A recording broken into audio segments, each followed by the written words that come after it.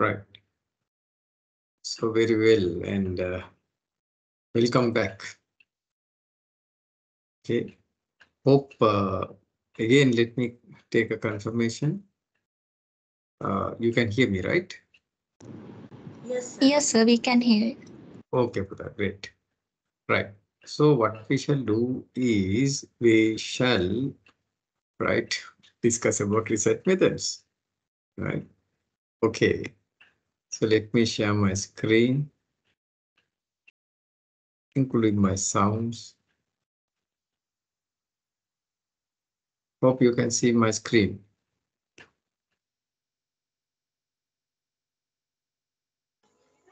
Yes, sir, we can see your screen. Excellent, Pudha. Thank you very much. Thank you very much for your kind confirmation, Pudha. And so today we shall discuss about sampling. You can download the slide sampling here, lesson number 7. We'll discuss several things. I think you have already studied about sampling in your earlier studies. But on the other hand, we'll today discuss how to apply sampling in research. So I'm going to both cover quantitative sampling methods as well as qualitative sampling methods.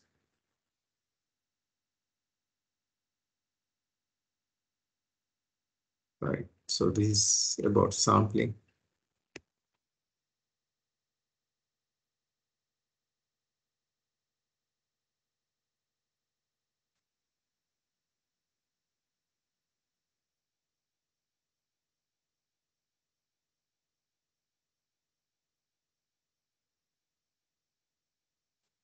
Right. This is chapter 8, sampling.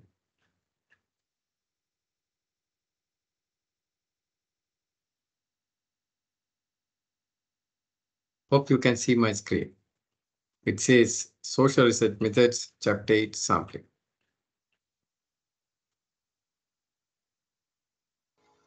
Yes, sir, we can see. Is it visible? Yes, sir. Okay, Putta. Thank you again. Thank you again, Putta, for your confirmation. So we shall go ahead with this discussion, and also I'll be using an Excel file to elaborate the contents of sampling. Okay, so I'll be using Microsoft Excel to show you how we can do all kinds of quantitative sampling methods, how to use Microsoft Excel to generate samples, right, using the methods that I'm going to elaborate. But first of all, let's try to understand some basic terms.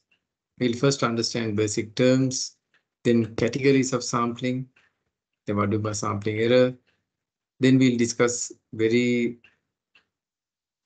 in depth about the probability sampling methods or the quantitative sampling methods. There are four main methods. We'll be discussing that. Here's where I'm going to use Microsoft Excel and teach you how to generate samples. So these are the methods. Then how to see the sample size, right? Now, whether the sample size 50 is enough, 100 is enough, 200 is enough, how to decide that. Then factors affecting the sample size, we'll be discussing that, but what are those factors? Then after that, I'm going to discuss with examples, what are the non-probability sampling methods. So this is where we are going to finish. Several methods we are going to discuss. And after that, I'm going to ask you to answer a question. Answer a question, right? For your own research, what kind of sampling method is being used, right? And also I'll ask you to summarize. Now we need to finalize your topics, right, to a certain extent. Then I'm going to ask you to prepare a slideshow, right? And to tell what's your topic and what are your objectives. And we are going to discuss about that as well. So then I will make my comments on your topics of that you have now already selected your research articles. Now you have to start with your research particularly. And one student, in fact, spoke to me. I think it was Janaka. So he spoke to me and he told me in the last class, in the DBS class, that he had some issues in selecting research articles. So today we'll discuss about those as well. So what are some difficulties that you faced? And so we can take him, or if he's there, we can take his ideas as well as your ideas, because he has started doing the literature review, and we can see how we can resolve any issues that you are having. Okay. So right. So now if you see sampling. So first of all, we have to understand, why do we need sampling? Do we need samples? Yes or no? What do you think, students? Do we need samples?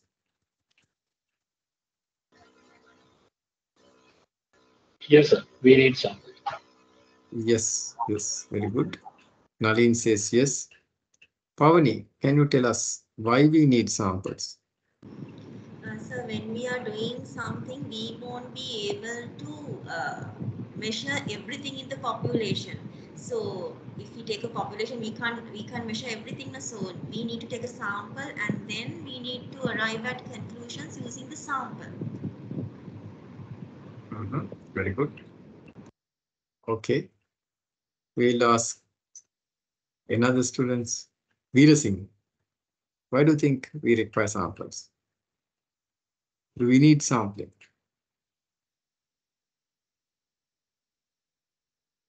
Veera Singh?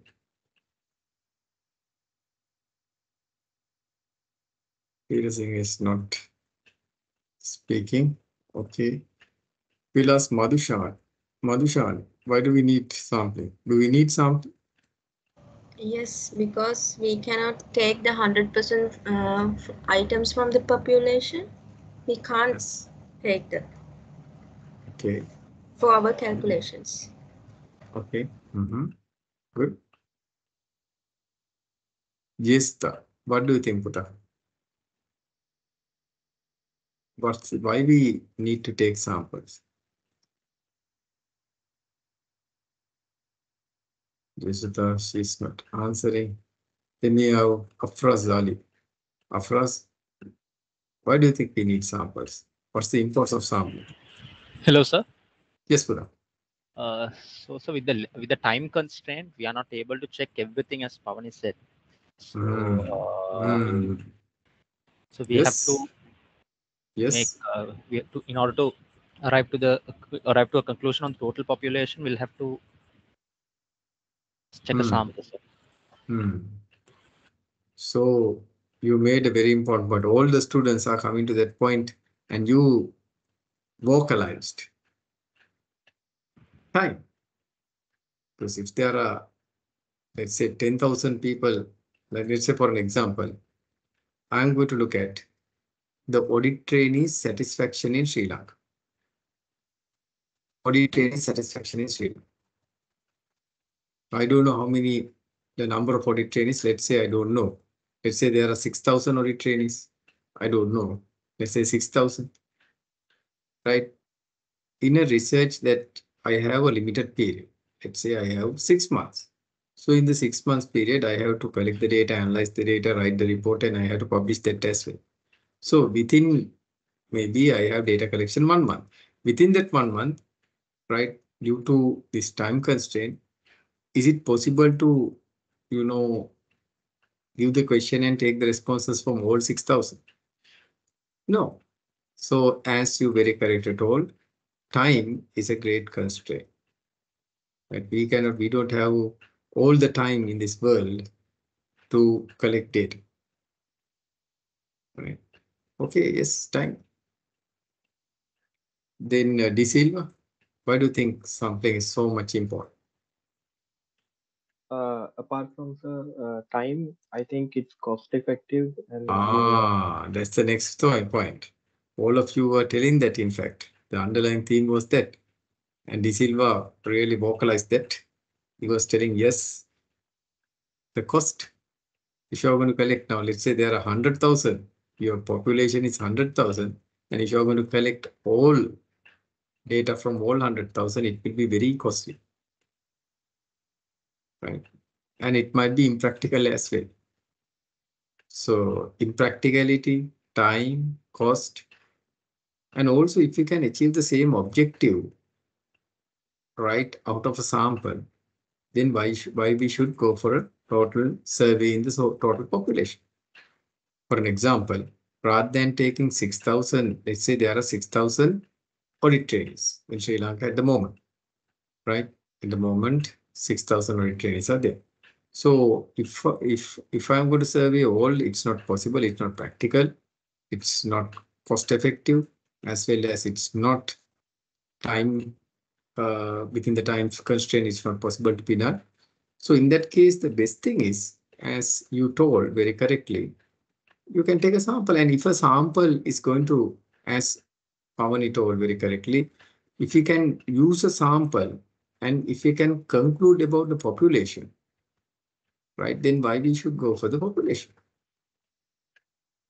right? In auditing, what you apply, do you check 100%? In auditing also you apply sampling. In auditing, do you check 100%? In audits, do you check 100%? No, sir. No, sir.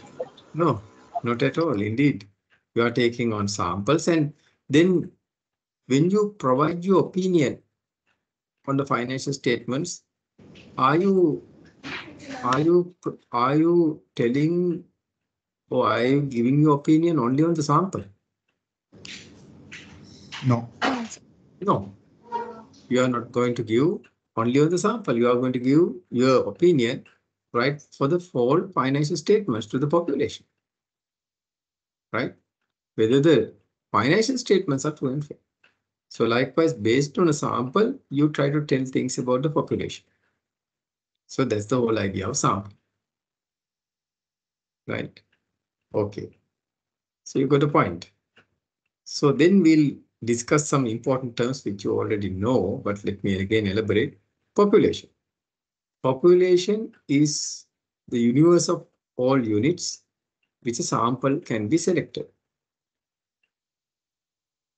right? Also, I would like to define a population. All the members, right? All the units, all the members that has a certain characteristic, right? All the members, all the units that has a certain characteristic could be termed as a population, right? Remember that definition. Now, if I take audit trainees in Sri Lanka, what's the characteristic, or in fact, what are the characteristics that I have defined the population? All the members should have that characteristic. What's that characteristic? What's the characteristic?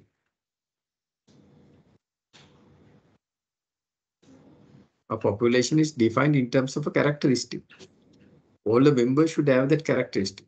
If not, we cannot call them population. So my question is, if I take audit trainees in Sri Lanka, current audit trainees in Sri Lanka, in that case, what's the characteristic or characteristics, in fact, that I have taken that define to define the population?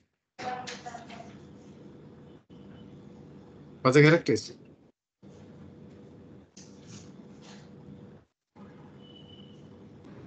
All of them should be working at audit firms.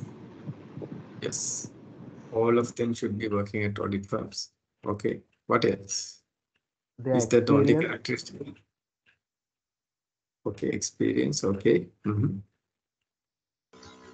Gender.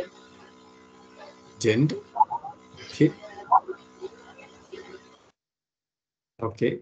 What else? I think you got it a little bit wrong, right? It's actually the characteristic is being audit trainees, currently being audit trainees, and in Sri Lanka. That's the characteristic, right? You have to have a certain characteristic to be considered as the part of population, right?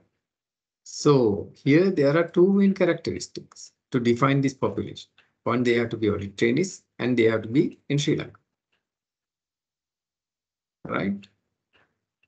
So now for an example, if I define you as my population, let's say I'm going to define you as my population. I'm going to take you as my population. Right? I'm going to take you as my population for my study. Then if I take SAB students, is it correct as my population?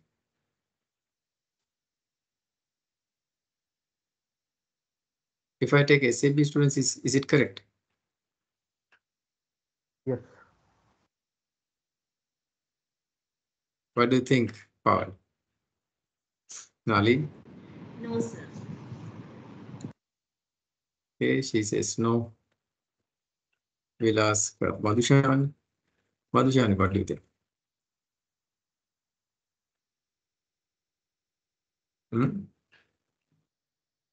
Then we'll take some other students. Sandrun, what do you think? Now you need to take, I have defined my population as you. 16D students. Yes. Everyone says yes. Senara.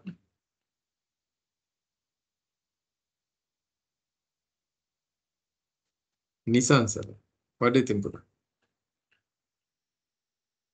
Yes or no? I take SAB students as my population.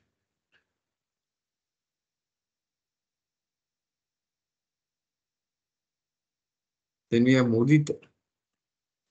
Mudita, what do you think?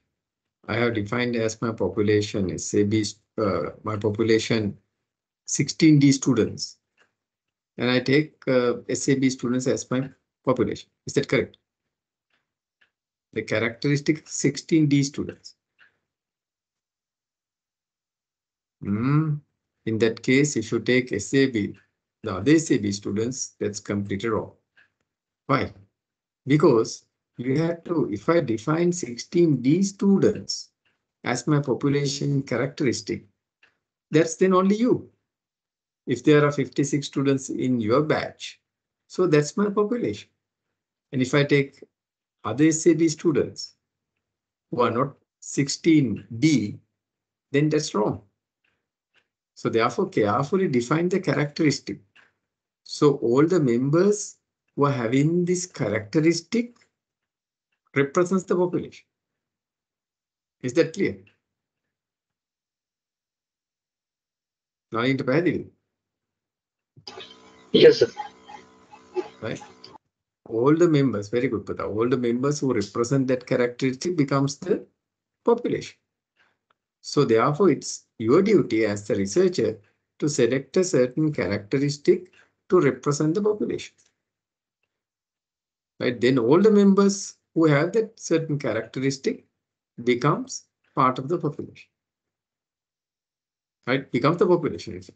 Not part of the population, becomes the population. Right? So carefully define your characteristics. Now, if you take listed companies, you tell your population is listed companies.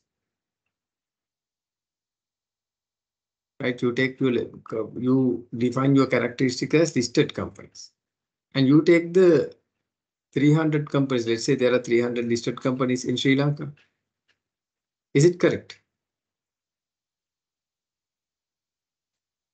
Ashan, what do you think? Is it correct?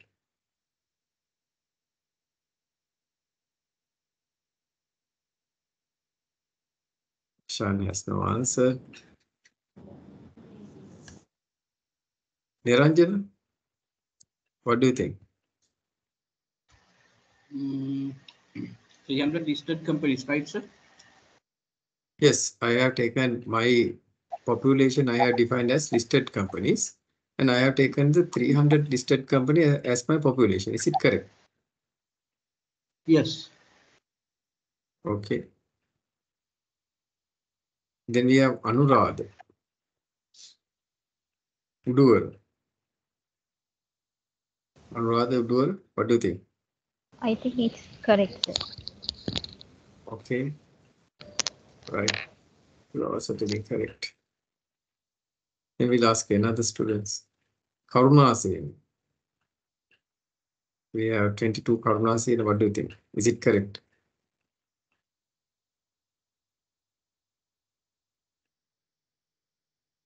Nisal Pinnadu. What do you think?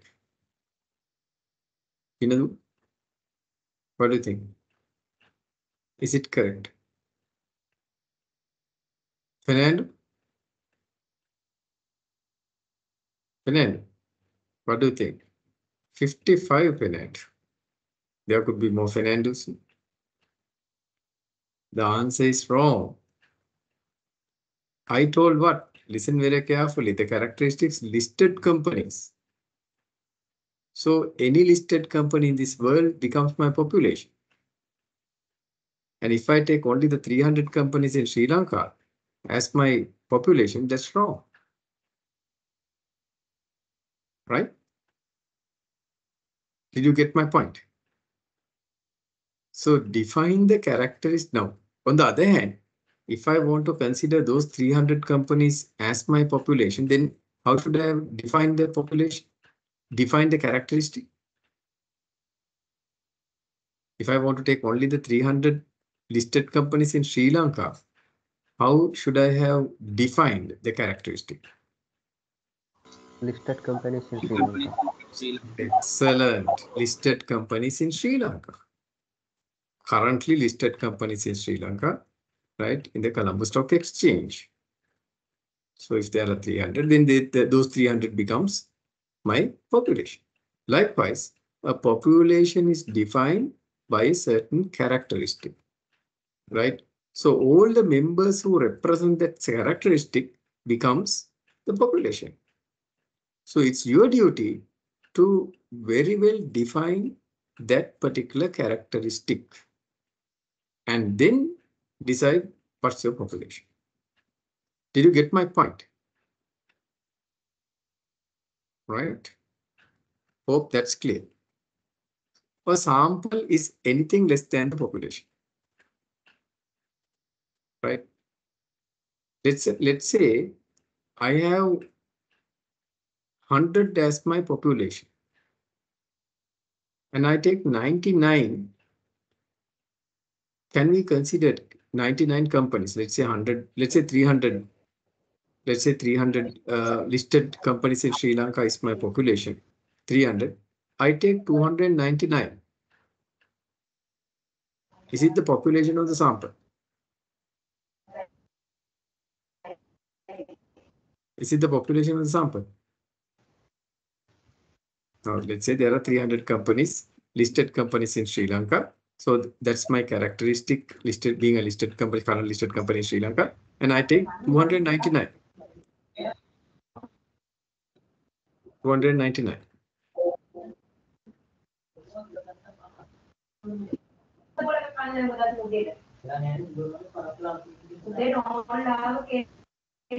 I think some students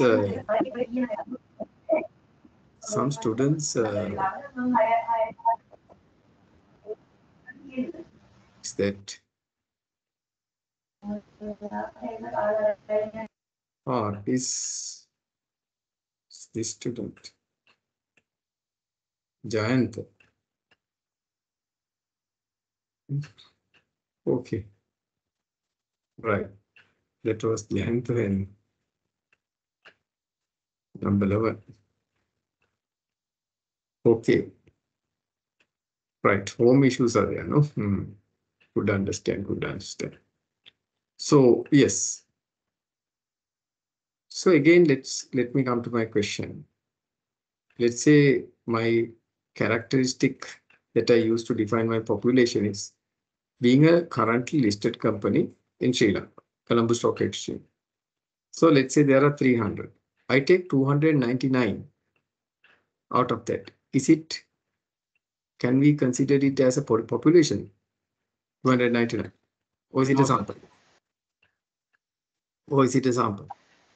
No, sir, it is not a sample. Okay. 300 තියෙනවා මං ගන්නවා 299. මොකද්ද? It's a sample, brother. Why? Anything less than 100% is sample. It's the sample. Anything less than 100% is known as the sample. Right? Please keep that in mind. Even if you take 99.9%, that's the sample. To tell the population, you have to take all members. Anything less than 100% is known as the sample. Right? Don't worry, you can make mistakes, you can tell different things. That's perfectly fine. My duty is to clarify those things because you know these things already. Then let's see what do you mean by sampling frame? What's the sampling frame? Sampling frame means list of all units, list of all members, right? Although we call it sampling frame, it's the members in the population, right? Now, for an example, if I take my population as the listed companies, what's the sampling frame? What's the sampling frame? List of companies. Yes, all the list of companies. Now, if you go to Colombo Stock Exchange, you will have the list of names, list of the Colombo Stock Exchange. So that's the sampling frame. So although we call it sampling frame, actually it's a list of the population. Right. Now let's say I define my population as 16D SAB students currently registered. What's my sampling frame? What's my sampling frame?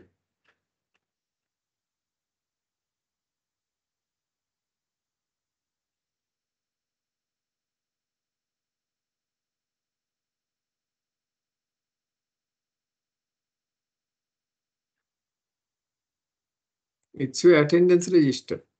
In your attendance register, the name of 16D, there are, let's say, 56 students.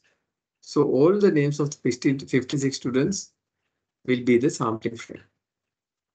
So therefore, keep in mind, the sampling frame is the list of students, list of companies, list of items of the population. Then let's come to representative sample. What do we mean by representative sample? Right now, let's say for an example, let's say you are my population. And for my research, I take only female students. I take 10 female students out of you for my research. My population is all 56 students and I take female students. Is it a representative sample? Is it a representative sample? No, sir. No, No, because in this class, we have both males and females. So what I'm trying to tell is, in that case, being to represent, I have to take both males and females, maybe 10 males and 10 females. Or proportionately, if males are higher, then proportionately I have to take higher females, higher number of females. So likewise, please keep in mind, your sample should be representative. Then sample bias. What sample bias?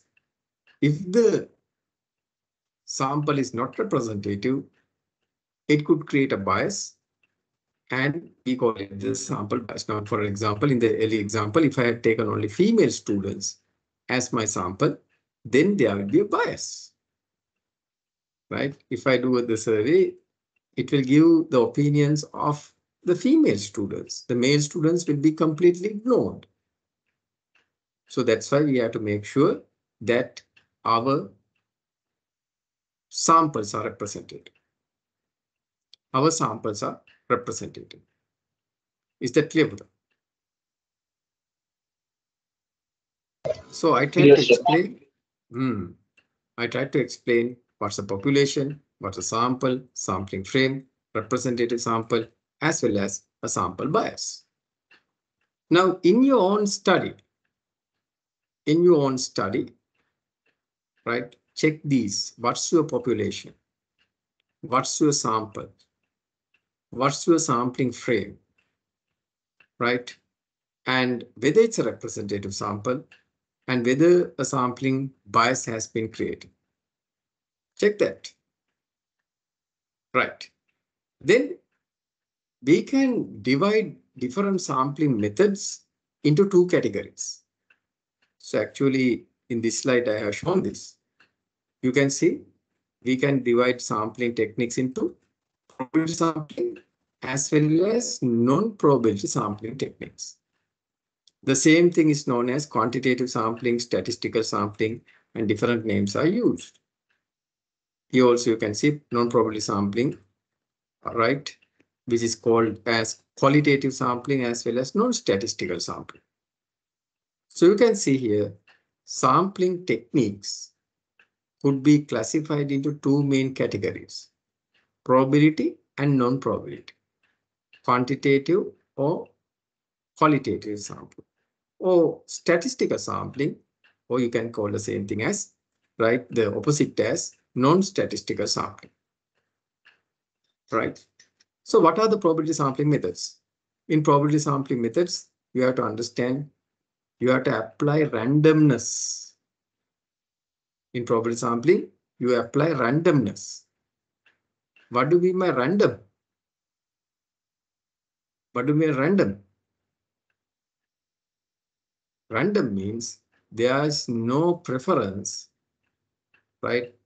And total based on random, you select people.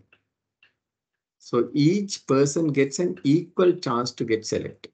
Now let's say for an example, there are 50 students, or let's say 56 students in this class.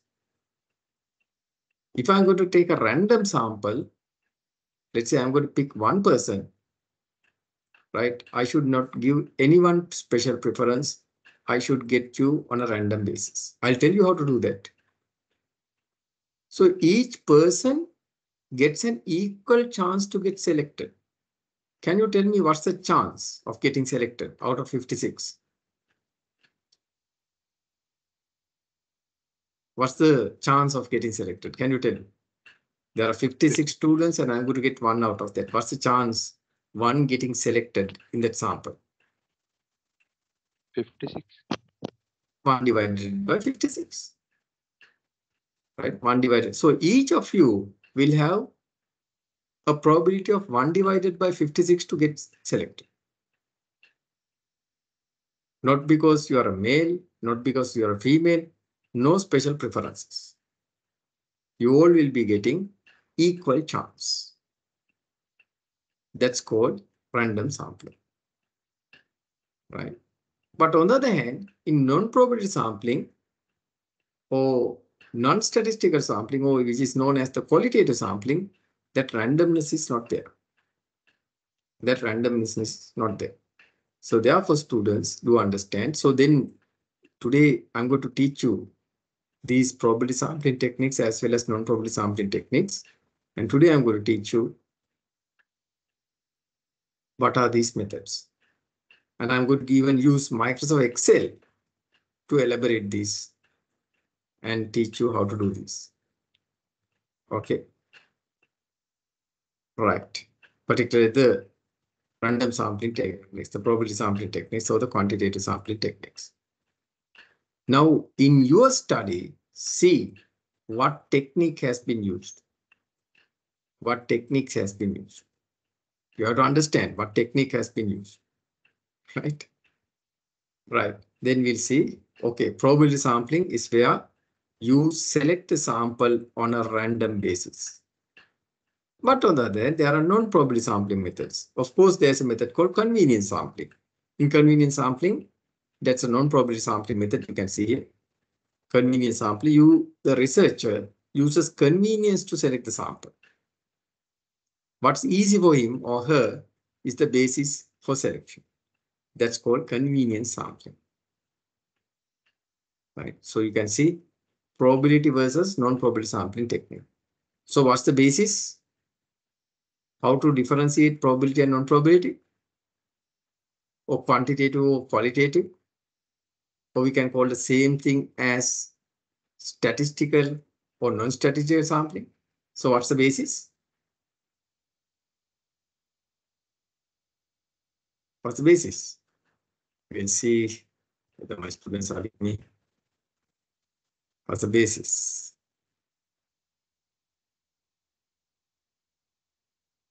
We have Kalutantri. Kalutantri, what's the basis of differentiating between probability and non-probability sampling techniques? Kalutantri.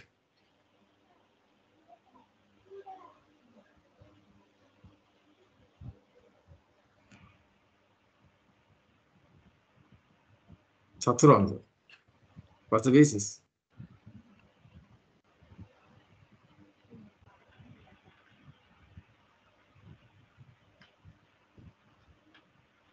No answers. Why is that? So we are in the lecture, but not the lecture. Yes. Excellent answer. Randomness. Probability and non-probability differentiation is randomness. If you apply random techniques, then that we can term as what? Probability sampling. If random techniques are not used, randomness is not there, then we cannot call it probability sampling. Right? Good. Excellent. At least one student explained or expressed his opinion. You might be correct, you might be wrong, but what I request you is to take part actively in the lecture. If not, you are just wasting the time. You are marking the attendance. Rather, why not you concentrate on the lecture? Then we have something called a sampling error. What do you mean by the sampling error? Sampling error is now you are looking at a sample and telling things about the conclusion. Right? Now, let's say for an example, you took trade receivables, right? Let's say in this company, there are 100 trade receivables. Let's take the pen. So let's take the pen and try to explain that. One student's microphone is unmuted. Put up, please check that. So I'm going to explain what do we mean by sampling error.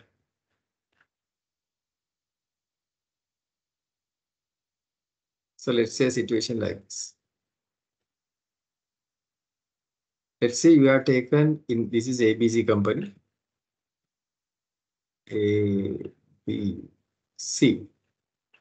ABC company, let's say they have 1,000 trade receivable balances. 1,000. So that becomes what? The population. Then the auditor selects, let's say 50 out of that. Then what's that?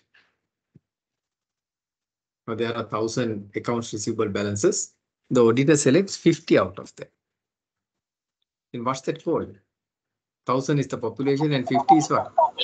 Sample. Sample, indeed. Now, when the auditor gives an opinion, right? Now the auditor checks this and tells the opinion on what? Is the auditor expressing the opinion on the sample only or on the population? Right? On the population. On the population. Indeed, the auditor checks the sample and provides the opinion on the population. So the conclusion is on the population based on the sample. Right? Opinion is, the conclusion is based on the sample. But on the other hand, if the auditor checks the entire population, what's the opinion? Can this differ?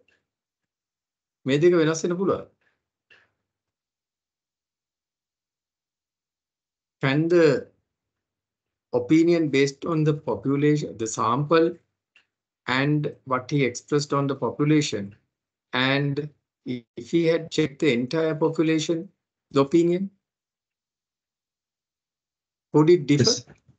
Yes, it can be. Indeed. Yes, indeed. Now, say in the sample of 50, there were no errors, no frauds. But maybe in the population, there were errors, frauds that were not found or not there in the population.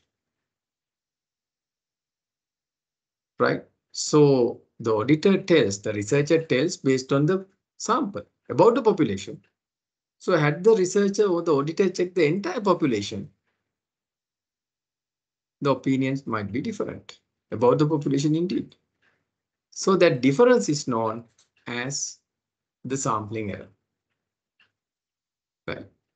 So that's the audit risk as well. Right? In auditing, we call that audit risk. Here we call it the sampling error. Right? So that's what is given here. The difference between the sample and the population. Right? Based on the sample, you express things on the population, that particular conclusion. And had you had checked the entire population, your opinion, your conclusion, the difference between those two is called a sampling error. Sampling error occurs because you have taken a sample. But then sometimes you might encounter non-sampling error. Non-sampling error is where the researcher gets a different opinion because of, not because of sampling, because of a lot of errors he has committed. Now, let's say for an example, here the auditor's intention to check the accounts receivable, but mistakenly he takes accounts payable balances. What's that? Sampling error or non-sampling error? Non-sampling. Non-sampling error. So it's nothing to do with sampling. It's all to do with the auditor or the researcher using a wrong sample. Now, earlier I told you, if my population was 16D students, that's you, and if I take someone else from SAB as my sample, then it's non-sampling error. It's non-sampling error. Did you get my point? It's non-sampling. Yes, sir. So you can see non-sampling error also could be occurring. Then non-response. Non-response means people are not responding. Now, say for an example, I'm going to ask what are the ethical conduct of these listed companies, 300 listed companies, whether they practice ethics in business ethics. So I post 300 questionnaires to the listed companies. Would all respond? Would all 300 companies respond to my question?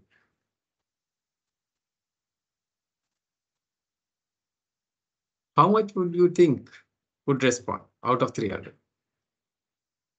What's the general rate? Now remember, this is voluntary. They are not legally or statutorily bound to respond to me. Right? So what would be the general response rate? 0. Huh? What would be the general response rate? 0. 0? No. Yes, sometimes that might be the case unless you don't give reminders. Usually the response rate is about 10%. So if you post these questionnaires to 300 companies, 10%, 30 companies, 25 to 30 companies would respond. Others would not respond. So that's called non-response. Non-response. Right? So if you do not respond, we call it non-response. So 90% non-response rate is usually there. So there are different strategies that you can use to increase the response rate, like asking them again and again, reminding them, and then making more easy to fill the questionnaire by giving them a Google form based questioning. And likewise, there are different other strategies. Right? Some students even physically printed and went and sat near the manager and got their responses. So that was not really easy, but again, they did that. Then we have census. Census is where you collect data from the entire population. So if I take 300 companies and I get responses from 300 companies, then that's called census. So we have 56 students here. And if I ask what's your satisfaction level related to SAB, I give a question and get 56 responses, then that's called census. Data collect from entire population. Okay. Is that clear? Clear? Yes. Okay, Buddha. Excuse me, sir. Yes, Buddha. The census refers to data collected from entire population, no, sir? If we Yes, select that's a correct. sample and then we will collect data from that sample, right? Sometimes. Of course, of course. Then in that case, we cannot call it census. Now, let's say for an example, you have 300 listed companies and you decided your sample is 50. And then you collect all questionnaires from the 50. Right? You decided your sample is 50 and you collected all questionnaires from that 50. Can that be considered as census? No. No. To be census, you should have collected questionnaires from entire 300. Then it becomes census. A very good question. Got it. Thank you. By all means, Pata, you do ask questions because that shows that you are trying to understand. Because these will be there in the exam. In the exam paper, you are going to have all these things. Define what's sampling frame. Right? Define non-response. So in that case, with examples, you have to understand. That's what I'm taking examples. These are very practical things. Very practical issues. You have to understand. Right? Okay.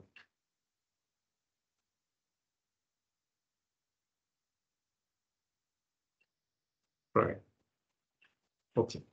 Thank you for that question. Then now let's come into different sampling techniques. I told you sampling techniques could be divided into two main categories. One, probability sampling. What's the other one? Non-probability sampling techniques. The same thing, the same classification is known as quantitative and qualitative sampling. Then statistical and non-statistical sampling. So you can see how many probability sampling methods are there or quantitative sampling methods are there. How many methods are there? There are 4 methods, isn't it? There are 4 methods of probability sampling. Then there are 5 methods of non-probability sampling. Okay, we'll be discussing that. And for the probability sampling methods, I'm going to use Microsoft Excel and teach you how to use probability sampling. And you can use for all these 4 methods, you can use easily probability sampling techniques.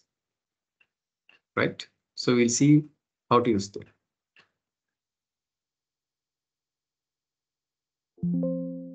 So for that, so please go to your LMS.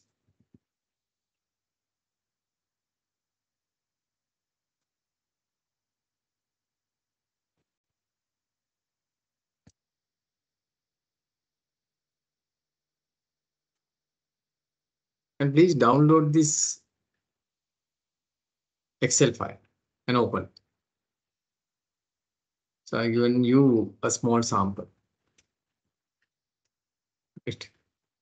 The sample Excel file. Open that.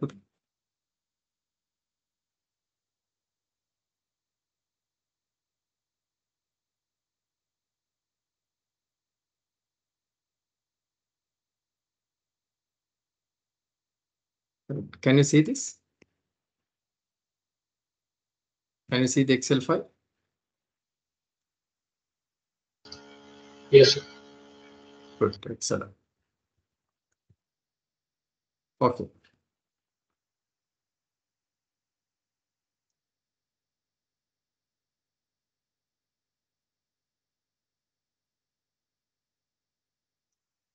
Okay.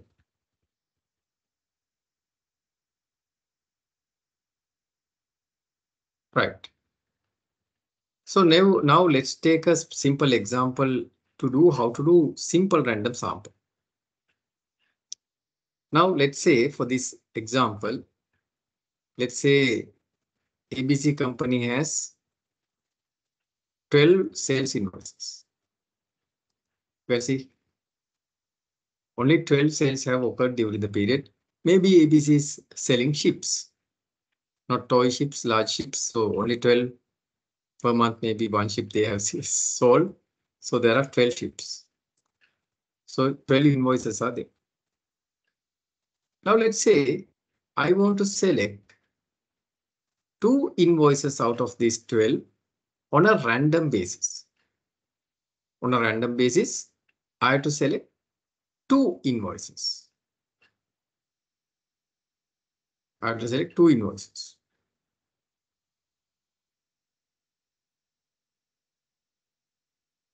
Right? Did you get my point? Yes, sir. Okay. Now I'll teach you how to do this, how to select 2 invoices out of this. But first of all, you should have a sampling frame. What's the sampling frame here? What's the sampling frame? Sales invoice. There's list of sales invoices. So do we have the sampling frame? First thing when you are going to do a random sampling, you have to number the sales invoices in a consecutive order.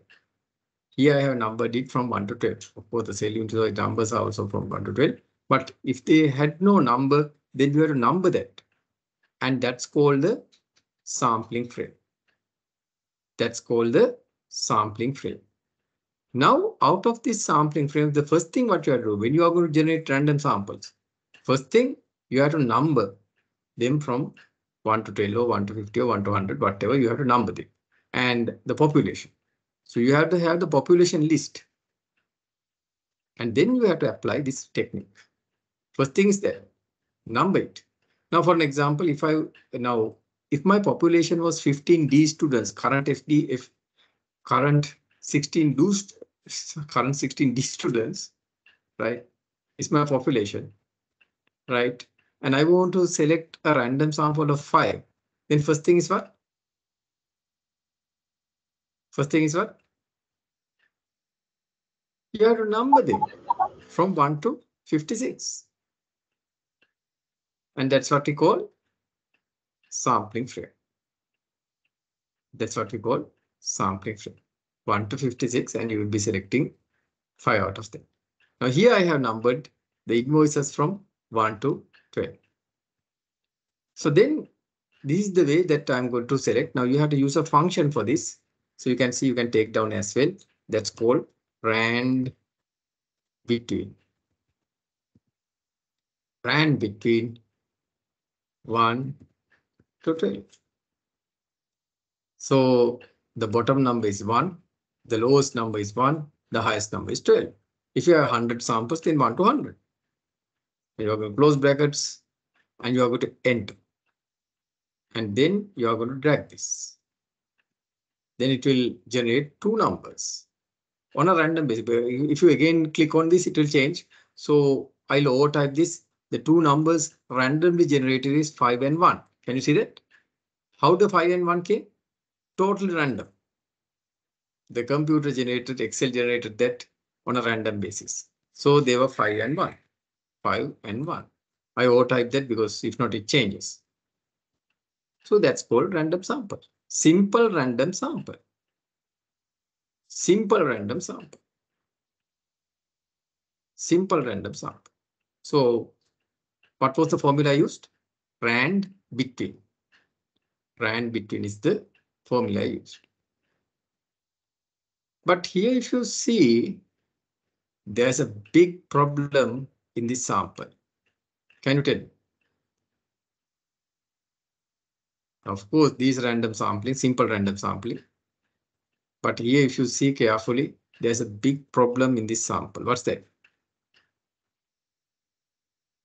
Now, is this sample representative? No, sir. Therefore, don't get deceived. Randomness doesn't mean it becomes representative, right? You have to take it properly. So what's the problem in this? Foreign sales are not captured. Very good. Excellent. Foreign sales are not captured in this sample. So if you make a conclusion based on these two invoices, then it's only on local sales. It doesn't represent the population. So it creates a major bias only towards local sales, no foreign sale representation. It's like taking only female students for my research as my sample. That's wrong. Completely wrong. So that's why called simple random. You did not stratify.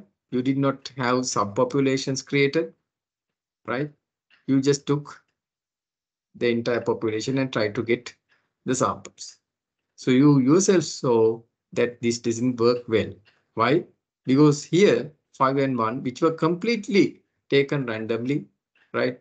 It was generated by the computer on a random basis. But unfortunately, you can see both invoices are local sales invoices. So that's why we shall try to apply the stratified random sample. Stratified random sample. We shall go to the stratified random sample. Now here you can see, I have stratified. What do you mean by stratify? Stratify means breaking the population into subpopulations. Now your class can be broken based on gender. I could break your population into males and females based on gender. Likewise, you can break based on ethnicity, based on whether from the place where you were born, the district that you were born. Likewise, I can break a population based on different subpopulation and identify different subpopulation. Here you can see I have broken the sales into local sales and foreign sales. Now you can see there are 6 local sales invoices and 6 foreign sales invoices, 50-50. So I can take 1 local sales and 1 foreign sales on a random basis. Right? 1 local sale and 1 foreign sale. So how to generate that? Again, rand between. Rand between. What's the bottom number? 1. 1. What's the top number?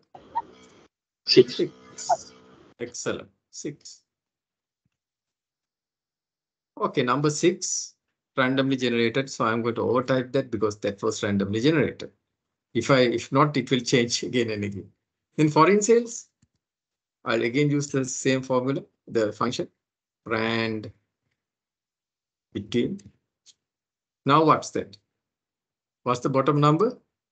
7. To 12. What's the top number? 12. 12. Excellent. 8 randomly generated by the computer. Total random, right? I did not intervene. Right.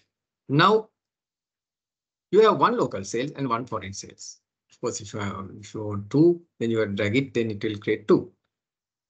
So now my question is this sample representative of the population? Are these 2 samples representative of the population? Yes, sir. Yes. So you can see one of the major weaknesses of simple random sample means, yes, if there are subpopulations, And if some members are not represented, then you get biased results. You get biased results. But on the other hand, if you apply stratified random sample, stratification means you break the population into subpopulations.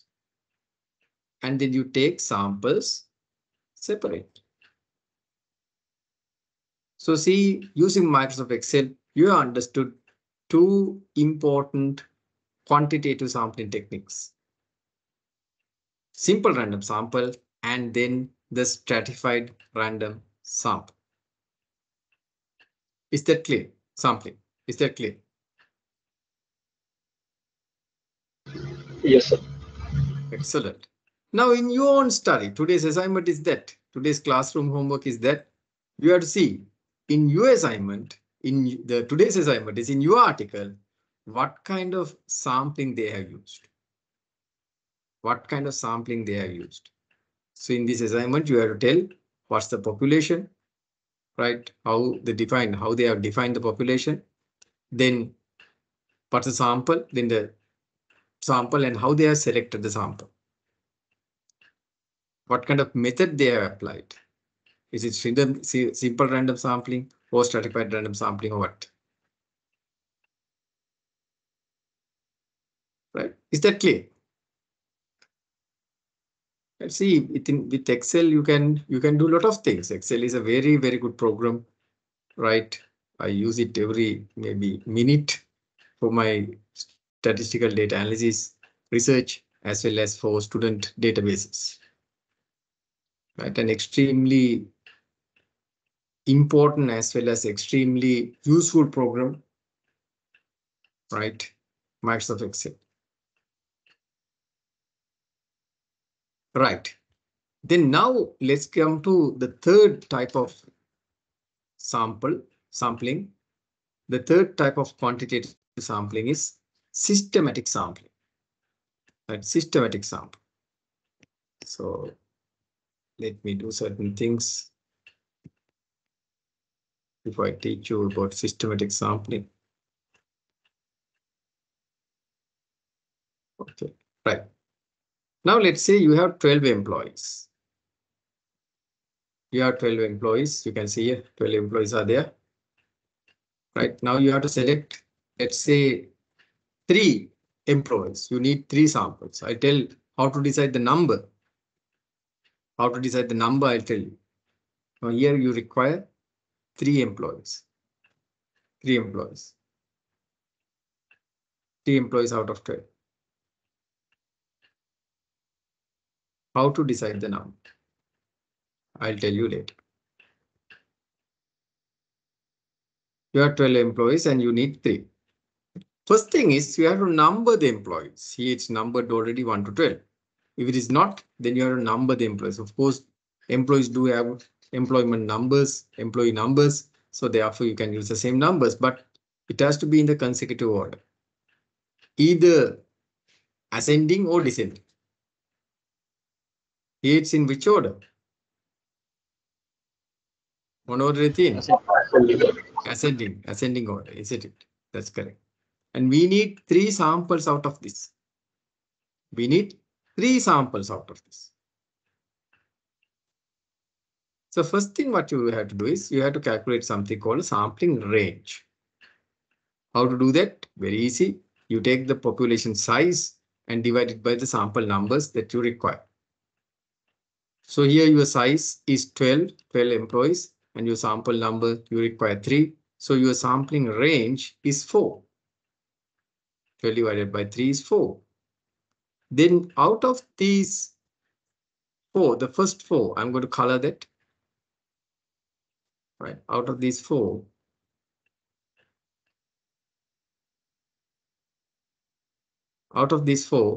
now what you have to do is you have to pick one on a random basis. Out of the sampling range, you have to pick one on a random basis. How to do that? How to do that? What's the function you are going to use? Rand bit. Rand between. Rand between. 1 4. Ran between 1, 4.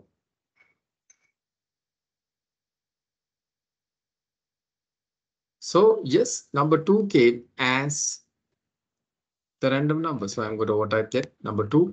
So that's the first, right?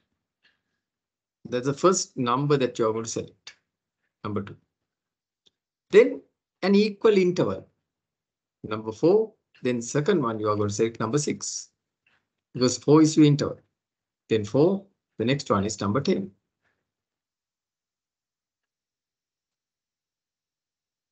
Right?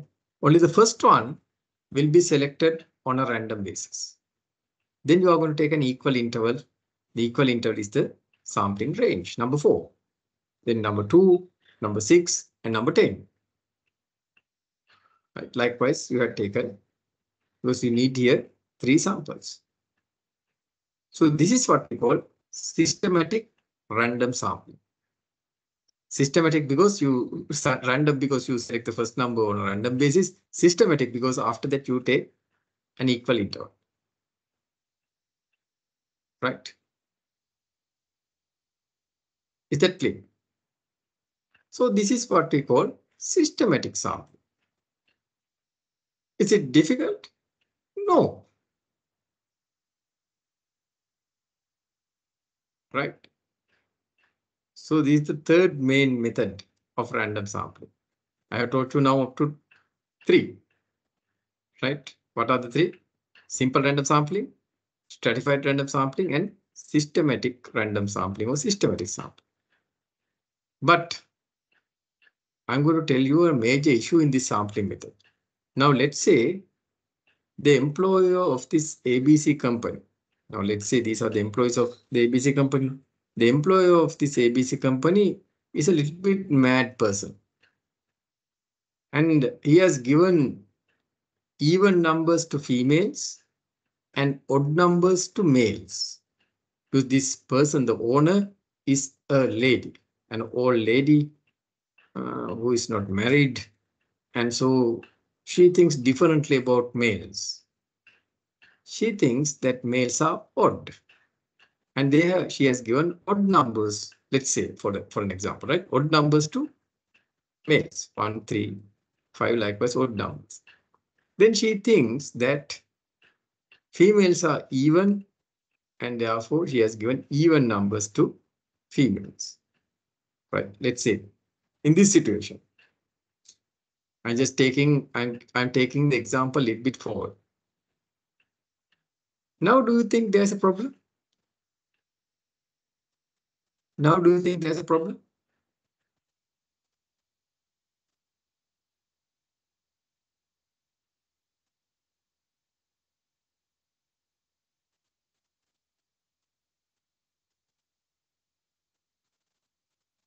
Now, do you think there's a problem?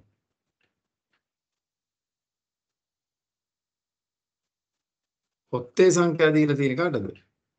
ඔත්තේ means what? Odd numbers. Odd numbers have been given to males, male employees. Then iratte, even numbers have been given to females. Now, do you think there's a problem? Is there a problem? Yes, sir. Yes, indeed. Because your samples are all whom? 2, 6, 10. Those are all whom? Males or Ladies. females? Ladies. So therefore, when you conduct a systematic random sample, be extremely careful that there are no such underlying patterns, unnecessary patterns in your data. If there's unnecessary patterns in your data, that will entirely mess up your analysis, representation of your sample. Right? So that's a major weakness of systematic random sample. Understood? Yes, Is sir. that clear? Then let's come to the last sampling method under random sampling, which is cluster sampling. Cluster sampling. in cluster sampling, what you do is you do cluster sampling. Here, you are going to do the sampling in 2 stages, right? It can be more than 2 stages, but at least there are 2 stages. That's why some people call this multi-stage cluster sampling. They call it multi-stage cluster sampling. I'll tell you what.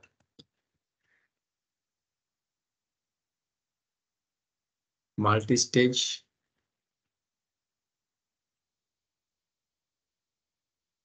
cluster sampling. Why? Now let's take this example. Let's say in a country, there are 9 districts.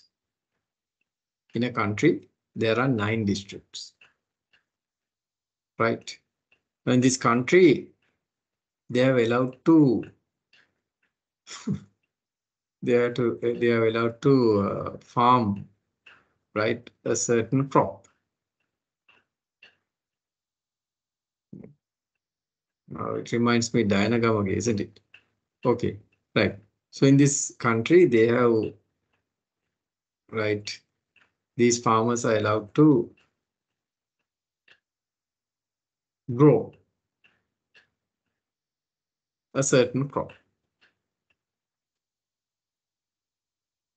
And these farmers are in, let's say, 6 districts in this country.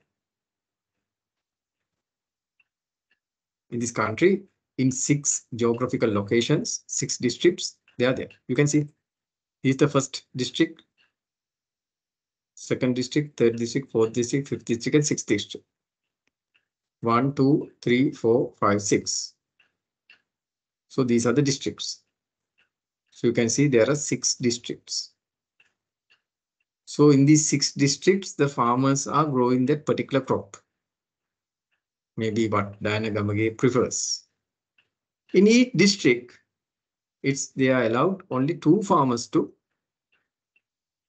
right, to grow it. So in the first district, we have 1 and 2, farmer number 1 and farmer number 2, then farmer number 3 and farmer number 4, 5, 6, 7, 8, 9, 10, and 11, 12. So let's say that's the situation. So how many farmers are there? How many farmers are there? 12 farmers are there. 12 farmers are there. Very good. How many districts are there? 6 districts are there. 6 districts are there. Excellent. Now, in the first stage, now let's say these districts are all over the country. So the researcher is unable to go to each district, right? For each district, the researcher is unable to go. So the researcher is going to select 2 districts first, and then 2 farmers out of those 2 districts. So first stage you can take down. First stage, you are going to select districts. Districts on a random basis.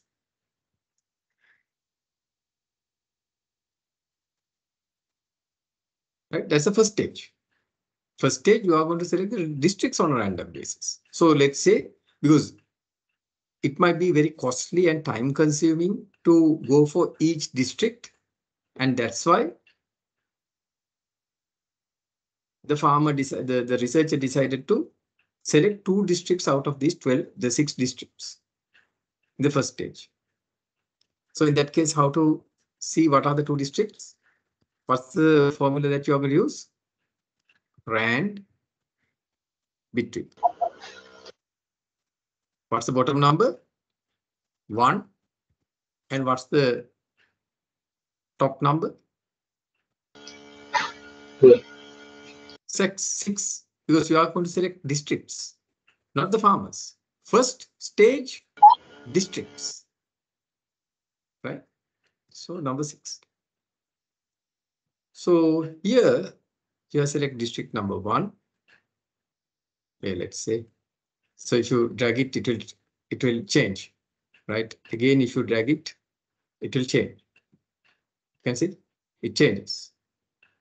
It changes and changes. So that's why it keeps changing, right? And let's say here it came 2 and here it came 6, right? Number 2 and number 6. Now these are districts. These are randomly created, right? These are districts. So district 2 and district 6. Remember, right? Districts.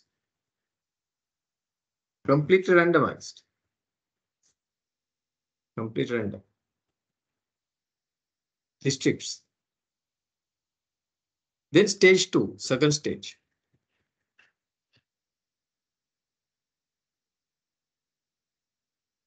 Second stage is where you are going to select farmers from those districts on a random basis. Farmer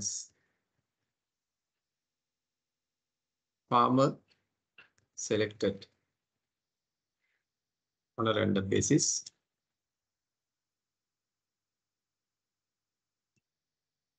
This is from the above districts.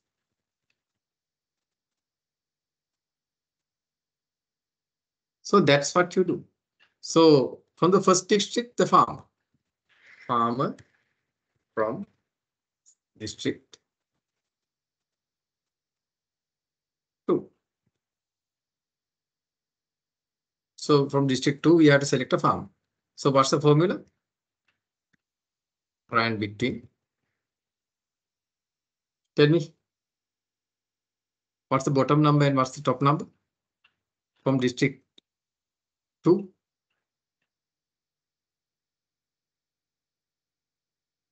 3 and 3 4. and 4. 3 and 4. Very good. 3 and 4. So 4 is a complete random number. Then from the other district, farmer from district 6.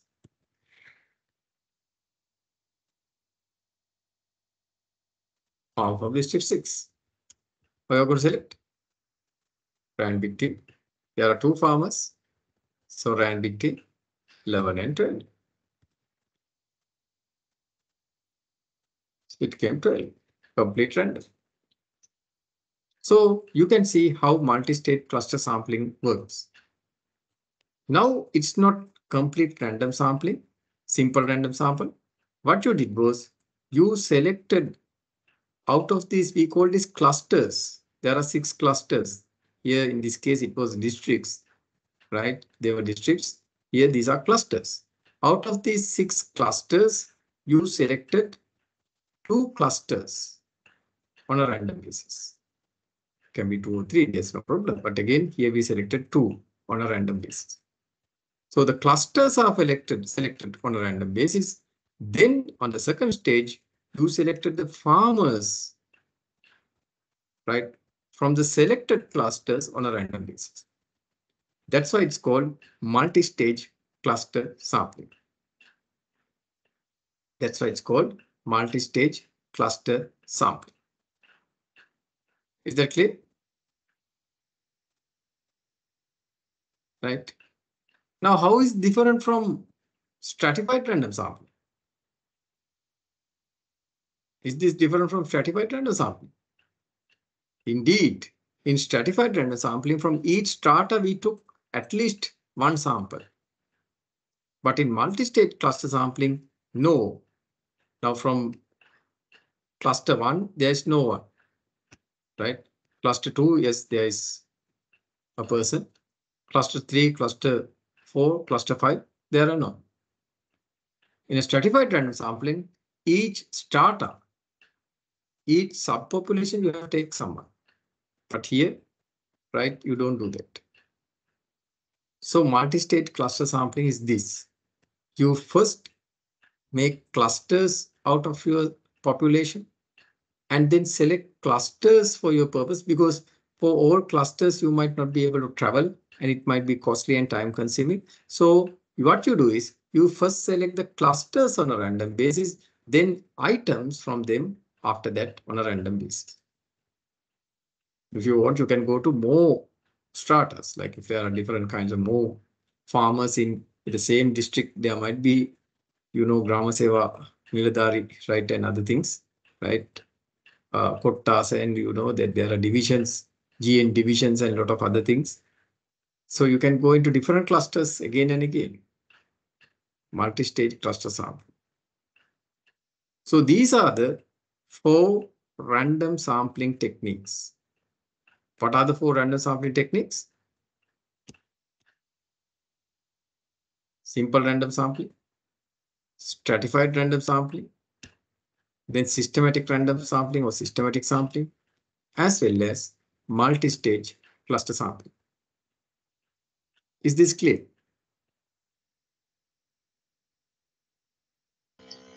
Yes. Okay. How about others? Thank you, Buddha. How about other students? Now, at the exam, you need to describe these. And you have to now see in your own article what they have used. What they have used in your own article. Right? And that's today's assignment as well. Okay. Right. So then we'll have a small break, and after that we'll discuss about the non-random sampling techniques. There are another 5 non-random sampling techniques. So I discussed all of the 5 random sampling techniques by using Microsoft Excel. Is it difficult? No, not at all. Sampling error I discussed, right? The conclusions you based on the sample might be different from the conclusion that you might have got if you have assessed surveyed the total population. That's sampling error. Then types of probability sampling methods: simple random, systematic, stratified, and multi-stage cluster sample. We discussed all these things. Yes, I have given a small note on these sampling techniques as well. Simple random, systematic sampling, stratified random, multi-stage cluster sample. And after the break, we'll see how to decide the sampling size, the sample size. Whether it's 2, whether it's 10, whether it's 50, whether it's 100. Okay. Right. So shall we have a small break? What break क्या करूं?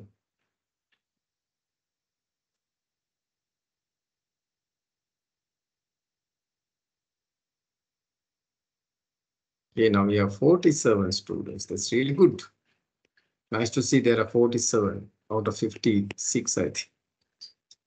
Right, we'll now have a small break and meet at 8:20. Right, a 20-minute break. We'll take a 20-minute break and we shall meet at 8:20. Okay. Excuse me, sir. Yes, Puta? I am Janaka. Janaka. Break එකෙන් පස්සේ පුතා අන්න මම අහුවා කොහෙද කියලා. මුලද. Right? අපි break එකෙන් පස්සේ Sir, ඔයාගේ ප්‍රශ්නේ කතා කරමු. Yeah, I was in the office. One of my Okay, friends okay. told me. No problem. Yes, I asked you. I could remember you made that important question. So for the benefit of all students, Puta, we'll discuss that. Yes. Okay, sir. Thank you. Thank you very much, Daru. Thank you for telling that. අපි කතා කරමු for the benefit of all students after the break at 8:20, we'll discuss that. Okay, sir. Okay, Puta. Thank you, Janaka.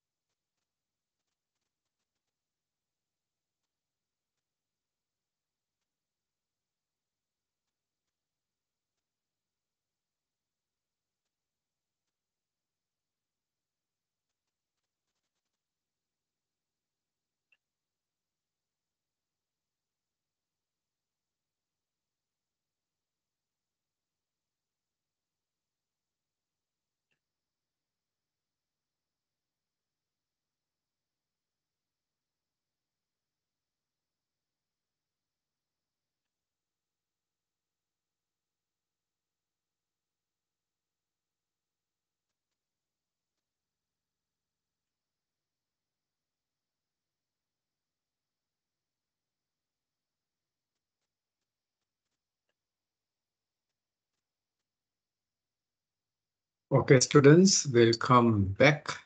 I hope you can hear me. Yes, sir, we can hear. Okay, Buddha, thank you. Thank you, Buddha. Thank you, Niranjana. And yeah, so we were discussing about sampling and also Janaka. Janaka, last time when we had a DBS lecture, at the end of the DBS lecture, he asked a very interesting question. So for the benefit of all other students, I told I will discuss that question so that all could benefit out of that question, because he asked a very interesting as well as a very important question. It was not related to DBS subject, it was related to this subject, research methodology subject. So his question was this. Janaka, are you there, Puta?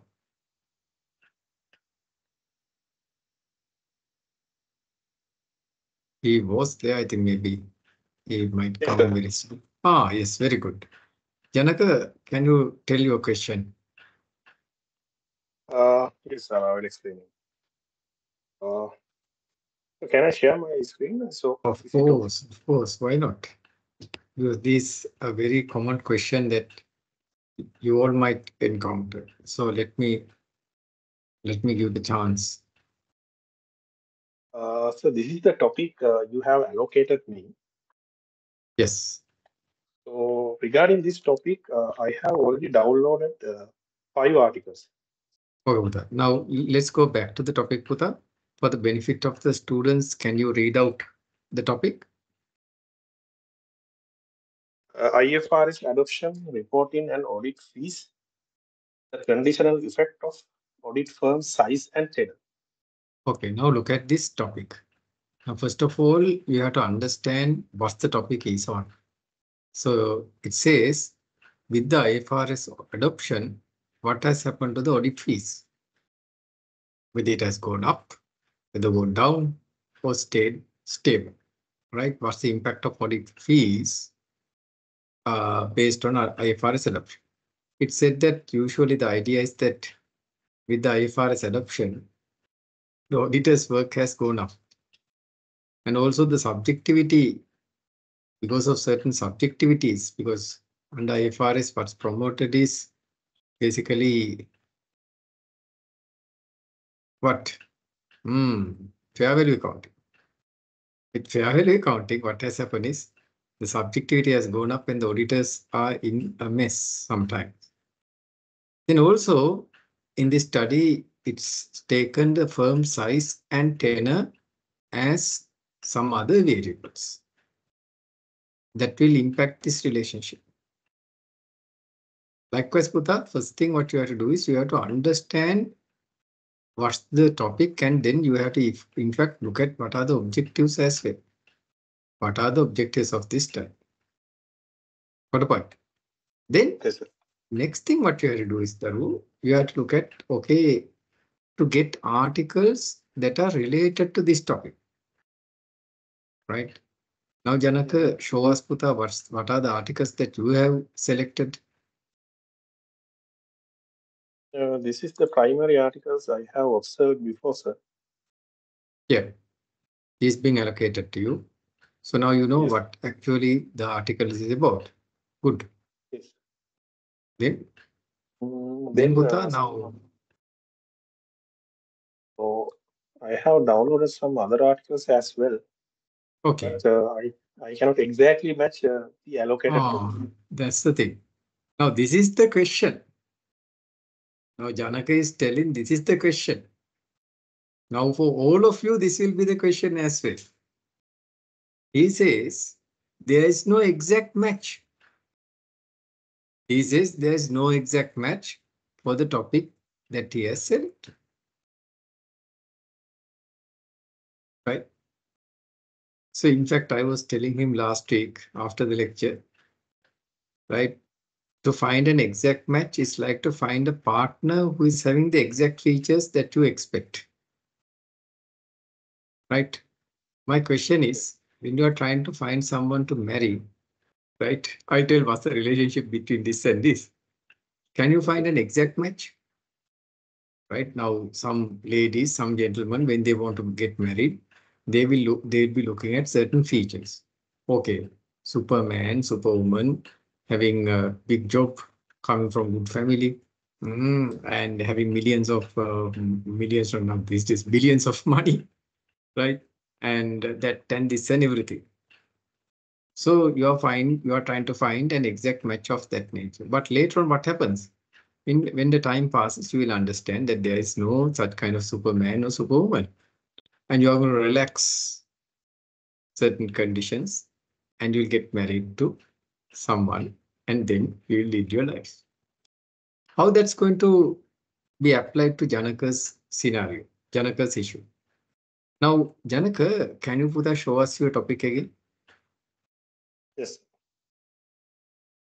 Now, this is applicable to all of you. That's why I have taken this and commonly discussing. His topic is how IFR is applying, how the IFRS is impacting the adoption of impacting on the auditor's fees. And with the effect of moderating, mediating, whatever the effect of audit firm size and the tenure. That was his topic. Now, of course, Janaka, you might not be able to find an exact topic because research are unique. Yes. So in that case, what you have to do is you have to find something similar that matches something very similar. So maybe like when we try to find a partner who had exact features, but then on we relax certain things. Likewise, now you can relax. Maybe Buddha, you could find an article which, but your core idea is, your core message is IFRS adoption and audit fees. Yes. Right. You can, that's your core idea or core message or core thing that has. So you can find out articles on that area. Maybe not IFRS adoption, maybe sometimes some other accounting standard adoption in some other countries. And then you are going to see how it's going to impact, right? Then, of course, you can see, okay, on this relationship, how audit firm size has impacted. Then how on this relationship, how tenure has impacted. Maybe on audit fees. So audit firm size and audit fees. Then audit tenure and audit fees. Likewise, you are going to see something that's similar, not the exact thing, but you will take topics that are related. Okay, sir. So that's the answer for your question. I think all of the students will have this question or problem unless it's a common topic that you have selected. Then Puta, what you need to do is you have to try to find out something that's close. Okay, sir. Relax little bit the stringent conditions and try to find out something similarly done. Okay. Now let's take another example, Puta. Now your example itself is a very good example. So now can you show me, Puta, one of the articles that you have selected out of the 5?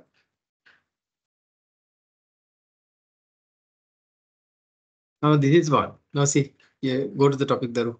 The influence of IFRS adoption is earnings management. Now here, Puta, there is a small issue. There is no auditor at all. Yeah. Auditor. So actually what you need to do is try to find out articles where there is some accounting standard change or whatever the other change, maybe IFRS itself or something, and audit fees. Audit fees. Now let's see your second one. Effect of audit tenure, audit firm size for public or nothing. This is on audit quality, and but again, had it been audit fees, that might have been much better. Audit fees. Because there are enough articles put up on audit fees.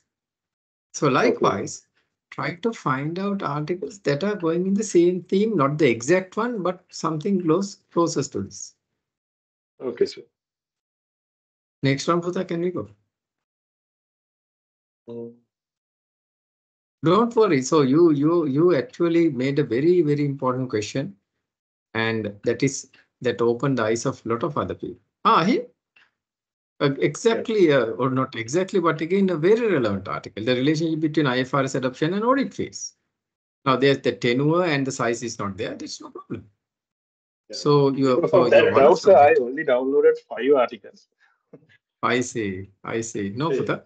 So that's what a very good thing. When you have questions, when you have doubts, please bring them to the class and we'll discuss.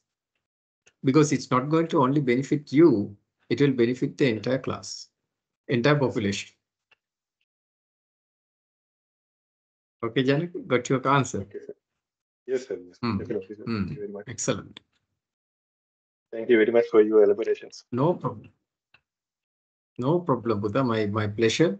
And always it's my pleasure because research is a thing that we love to do and I love to teach. So I'm very happy to see when students are doing very good and they have questions, they have problems, and they would like to clarify things. Good. Excellent.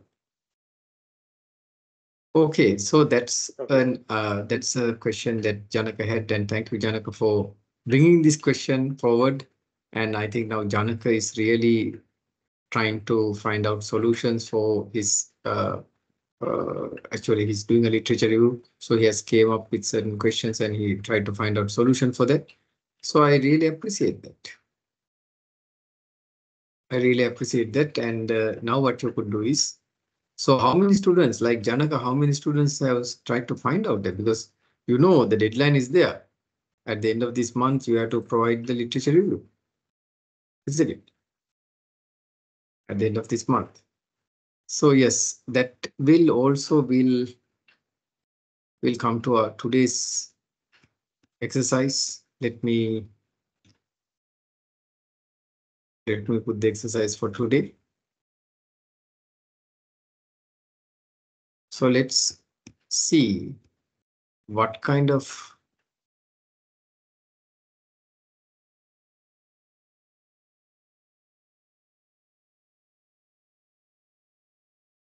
okay.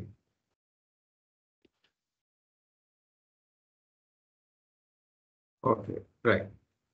Now let's put today's particular quiz.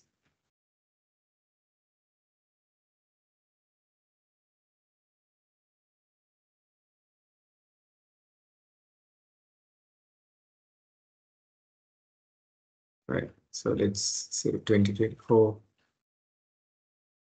Let's duplicate this and let me edit it. So today what you have to do is in the quiz,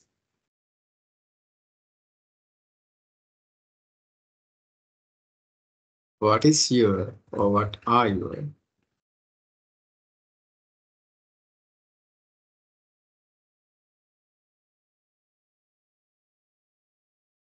population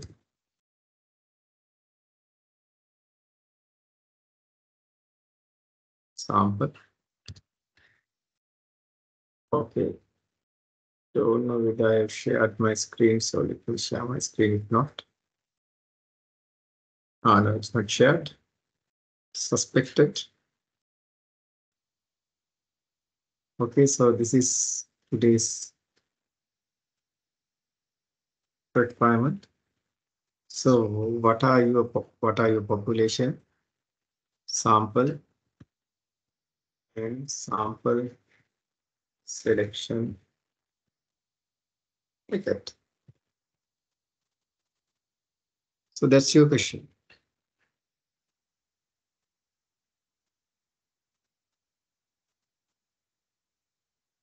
Okay.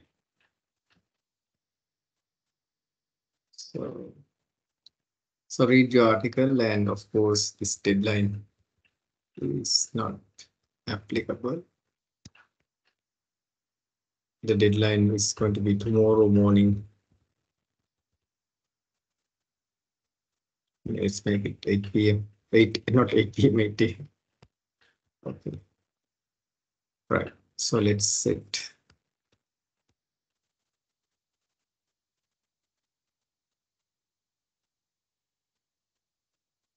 Okay. Then timing. It's not 4th February. It's 14th February. Ah, tomorrow is 14th February, no? Special day, no?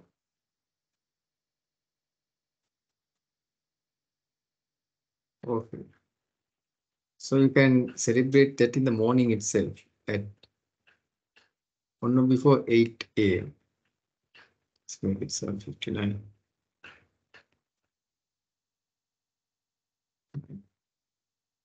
So let's make it 8. What do we need the height?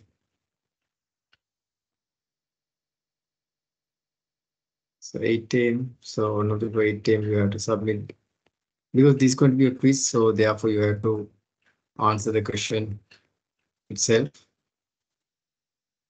Save. And then let's go to the question.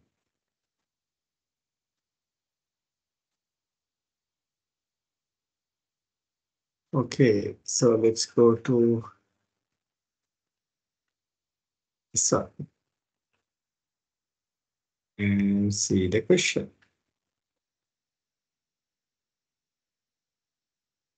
Edit quiz. So this is the quiz. Now it has a change.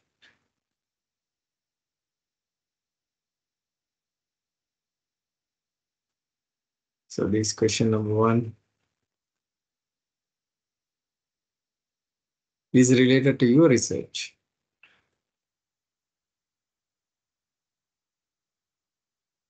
What is your population? What are your population, sample, and sample selection method? I'll say if any.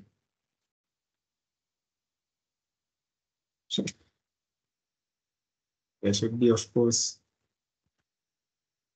at least your sample should be there. Right.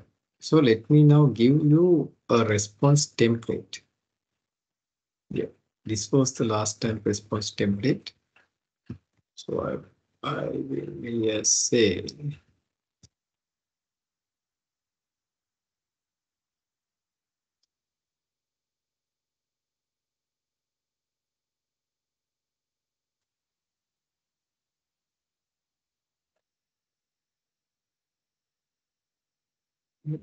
number 1, your population. What's your population? Number 2, the sample. Then number 3, the sample selection method.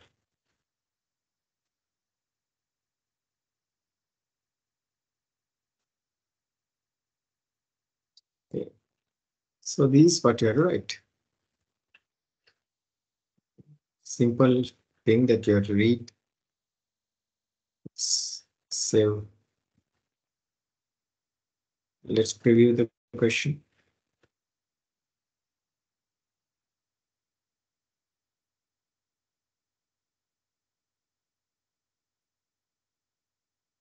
Yeah, this is how you're going to look at it. So just type what's your population, what's your sample, and what's your sampling method there. Okay. And also for next week, I would like to have a small another submission. Right? Another submission for next week to provide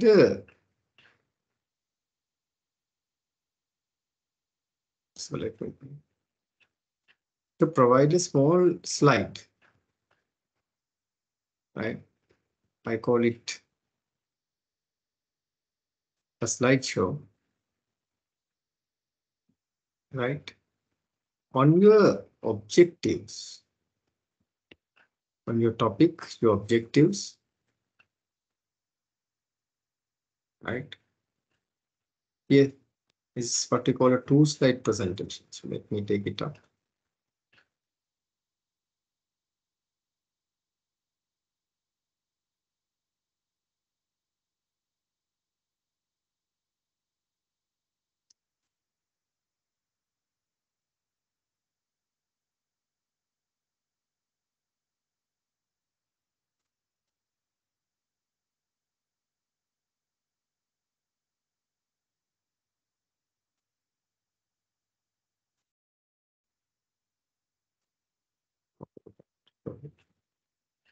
Right. So let's make this active. So a 2-slide presentation. You have to put a basically, I'll tell you what you have to do. right?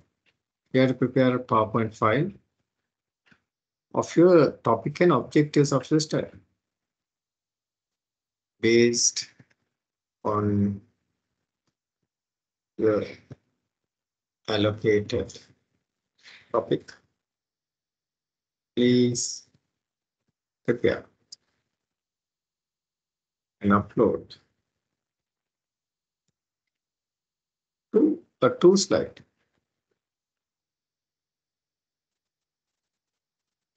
A 2-slide presentation. A 2-slide presentation. Right? 2-slide presentation on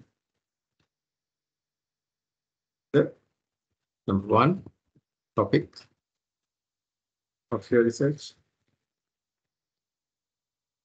Now, if it is done to some other country, then don't put it, the other country's name. Put in Sri Lanka. Now, if it is done for Egypt, then say in Sri Lanka. IFRS adoption and auditors fees in Sri Lanka. Likewise, we have to. So if it has used some other country's name, and then the objectives of your study. So likewise, these are only 2 slides I require, and this we will put next week is 20th, so 19th midnight. We will have adequate time, but not 19th March, 19th February, midnight.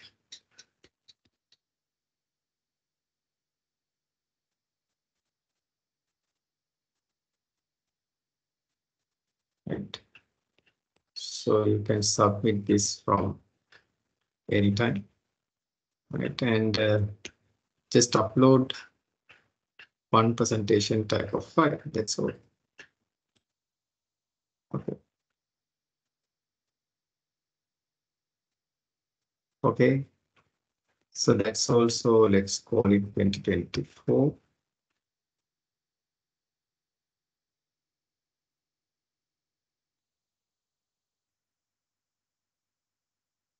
So you have 2 things to do. One, you have to just see what's your sampling technique, the population sample and sampling selection that they are used. Then you have to upload a PowerPoint slide, a 2-slide presentation, only 2 slides, right? On your topic on one slide, and on the other slide, you give you what are your objectives, right? Objectives of your study. Then I give you feedback. Right, and be prepared with your article, right? Of course, I have your articles now here. Right, I ask you to upload it, so I'm having your articles. So we'll look at research article submission. So I have your articles, I'm going to look at it. So 56 students have submitted them.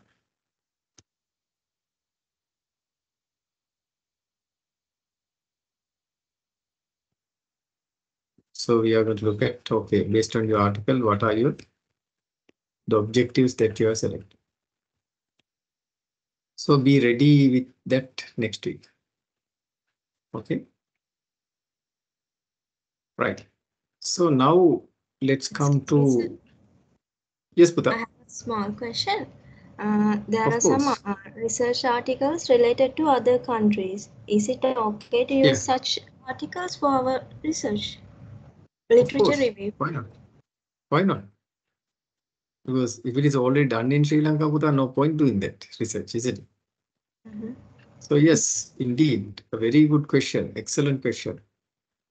Excellent question. Yes, indeed, Puta. You can that. So those are the Puta. Madhushani, the main focus should be, right? Now, of course, when you take literature, try to take literature from other countries as well as Sri Lanka. So yes, if you find studies, you can take them and you can review them. And then you can take those experience and you can apply that in your own study. Excellent question. of course.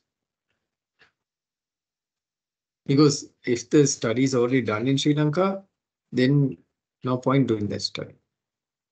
So that's why when I gave you the studies, I made sure that those studies are not yet very well done in Sri Lankan context.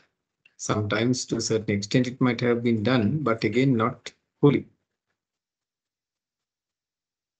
Right? And you might be able to identify certain gaps in those studies. Even if it is done, they might have used limited number of variables in testing the relationship. Likewise, you might be able to expand your framework. Likewise, there are different ways that you could expand the study. Good question, Putha. Excellent question.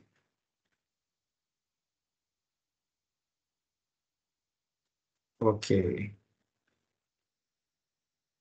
So now let's go into the remainder of today's discussion. How to decide the sample size. Right? Sample size. Let's say there is the population 300. And what's the sample size? So the sample size depends on the population size, isn't it? And then also sample size impacts on the time and the cost. If you don't have that much of time, you have to take a smaller sample size. If it is costly, then you have to take a smaller sample size. If you expect non-response, then you have to get a larger sample, isn't it? Then only you get sometimes. Then heterogeneity. If your sample is heterogeneous, that means different subpopulations are there, then your sample size goes up. Then certain kind of analysis also require larger samples. Like for an example, parametric analysis. Right? So likewise, then I will teach you how to calculate the sample size. Actually, there is this sample size calculator. So in Survey Monkey, if you go here and type Survey Monkey, Survey Monkey, sample size calculator, you can see. You go and type Survey Monkey sample size calculator, right? Then it will take you to the sample size calculator. Sample size calculator. Let's go to the second one. How to decide sample size calculator. This is the one. So first of all, see what's your population, how accurate you need to be, how big your sample you need. Likewise, you can now, as we told these things. Where's the calculator? Have they taken it off? No. Okay, you can go. I'll post this link into.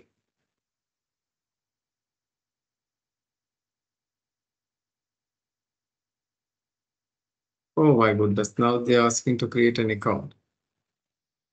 Earlier it was given free of charge, now they're asking to create an account.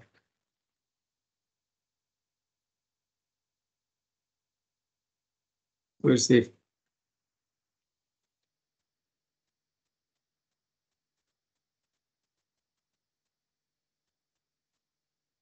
Survey Monkey gave it free. Now they're asking you to pay, not pay, actually register. Maybe still it's free.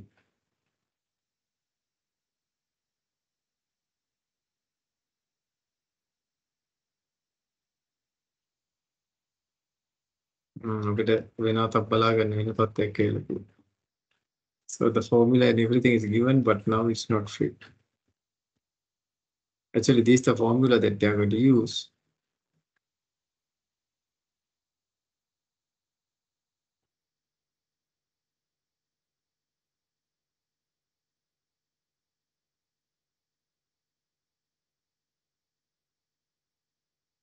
Ah, they are still giving it. Okay, that's good. Sample size calculator, yes. So this is what I was expecting. Calculate your sample size. Okay, I'm going to post this link into. So they have not become that greedy, isn't it? So let me post this link so you also could do it together. Okay, I'm going to put that in the chat.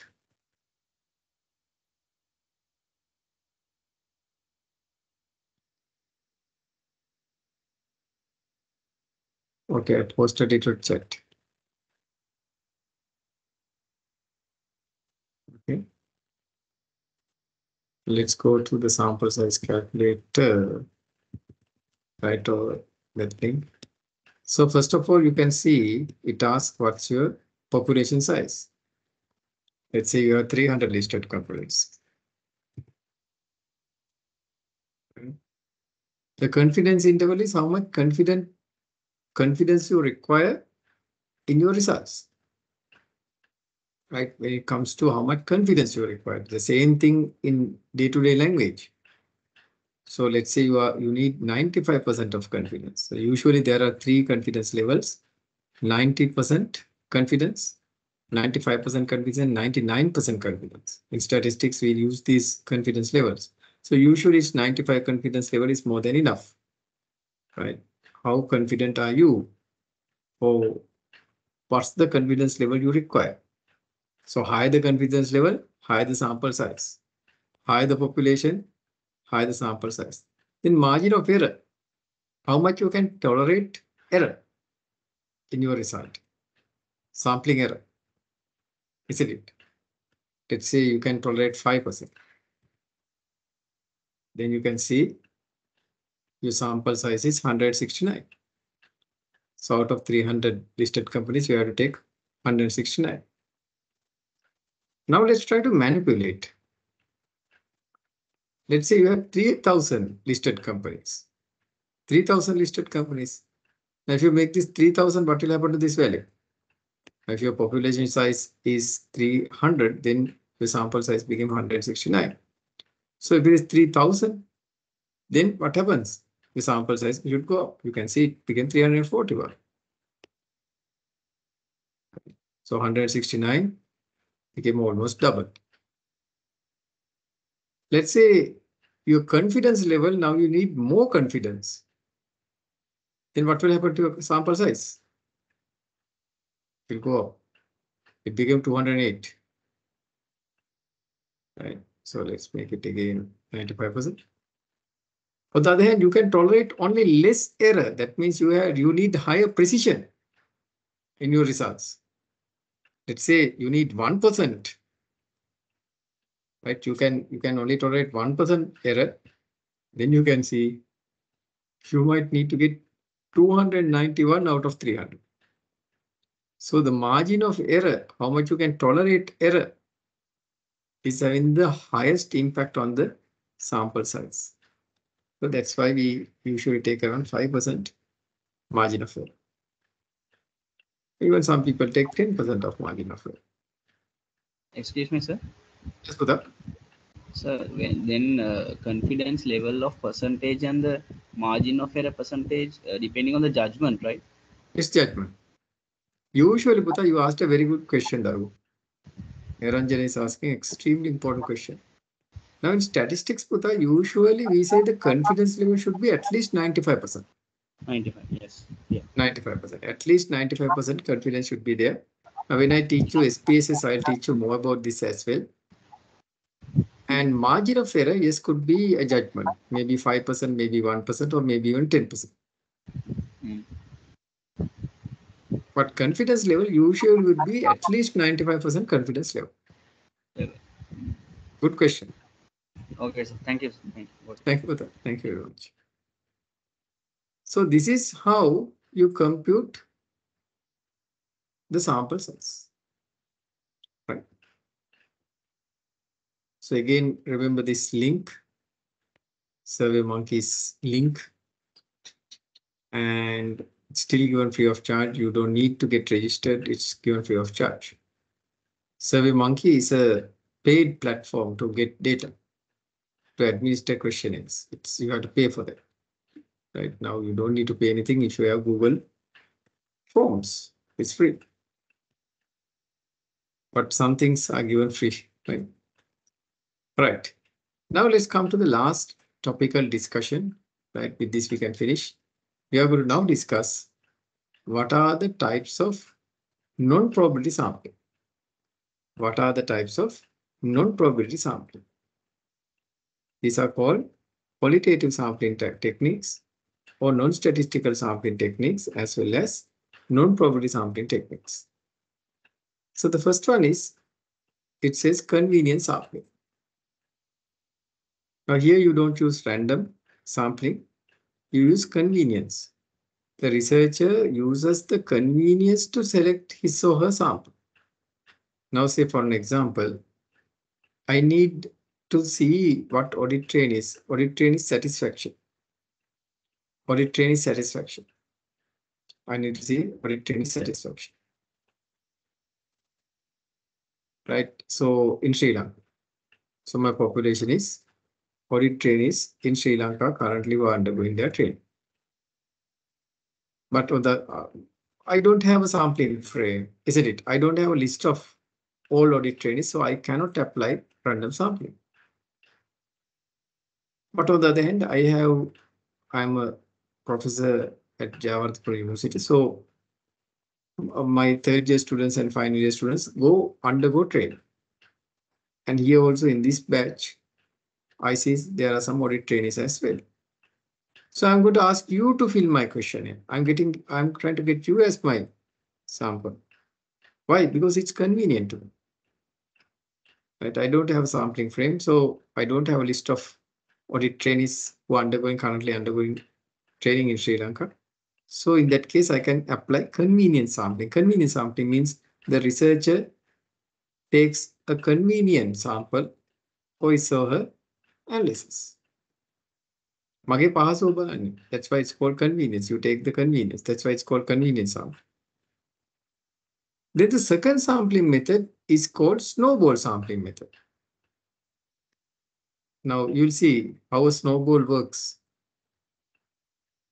Now you can see in a mountain, the snowball first starts. Now let's say this is the mountain, a cross section of the mountain. And you can see this is where the snowball, a small ball on the top of the mountain, it slides down. Then it gets momentum as well as mass. And then finally it becomes a large glacier. Same thing in snowball sampling. In snowball sampling, you are going to first contact one person and ask introductions. You can see first you are going to get one person and ask two other people. Then you will ask, okay, they are friends. And likewise, you are going to grow your sample. That's called a pyramid scheme as well. Now let's take an example. Let's say I want to investigate why drug addicts became drug addicts. These days hard to find it because all are now in lockups, right? But let's say about 6 months back, I just wanted to see why drug addicts became drug addicts. So can I get a list of drug addicts in Sri Lanka? As a researcher, can I get a list of currently people who are using drugs, illegal drugs in Sri Lanka? No, I can't get. There's no list. So likewise, and even if I go and ask from Sri Lanka police or from the hospitals, they wouldn't give that due to privacy reasons. So in that case, I don't have an option. I have to use a snowball sampling technique. So as I told you, I am a professor at Jawaharlal University. So Jawaharlal University is situated in Galle. So the junction that is the Vijayarama junction. So I will come to the Vijayarama junction and I will ask, because I'm using public transport as well as I'm using the cabs. So three-wheelers and other cabs, right, for last, I don't know how many years, 20, 30 years, right? And then I'm going to ask a three-wheeler driver who I'm known to. I'll ask him, can you introduce me to one of your friends or one of your acquaintances who is using drugs? First, he will be a little bit skeptical and he will ask, okay, what are you up to? But he will say, sir, you are a lecturer and what has happened to you? Why are you looking at drug addicts? I'll tell no, I'm not going to catch them, or I'm not going to, produce them to the authorities. It's because of a research. Then he will tell, okay, good. You do a research. And then he will introduce to a friend of him who is using drugs, right? Then afterwards, I'm going to interview that person and I'm going to ask him to introduce another two people. You can see what happens now. Like a snowball starts from a mountain in the top, from the top, and it slides down when it becomes larger and larger. Gradually, what I'm going to do is I'm going to increase my sample, right, by getting introductions. This is what we call snowball sampling technique. This is what we call snowball sampling technique. So you first contact one person or two people and you get introductions. It's like a pyramid scheme, and you increase your sample. That's called snowball sampling method. In convenience sample, what you use is your convenience. You take people who are convenient to you as your sample, as a researcher. In snowball sampling, you first contact one person and get introductions, then introductions. So that's called snowball sampling. Here, are you using randomness? No, you are not using randomness. Randomness is not being used, right? Okay. Then quota sampling. In quota sampling, what the researcher does is, right? What the researcher does is, the researcher gives a quota to people who are going to collect data. Now, let's say for an example, I will take an example here. Let's say I need to see what customers think about certain TV brands. Let's say I took 5 TV brands: Sony, LG, Apple, Samsung. Likewise, 5 TV brands I would like to see. And I would like to see what the customers think about these 5 TV brands. Now, do I have a list of customers, list of household and their TV brands? Do I have that? That's called a sampling frame. Do I have that? And can I use a random sample? No, there's no. So in that case, you cannot use random sample. On the other hand, let's say I want to see what different students think about their laptops, type of laptop. There are different types of laptop, brands of laptops. This Dell is there, Apple is there, then even Acer, which I'm using, right?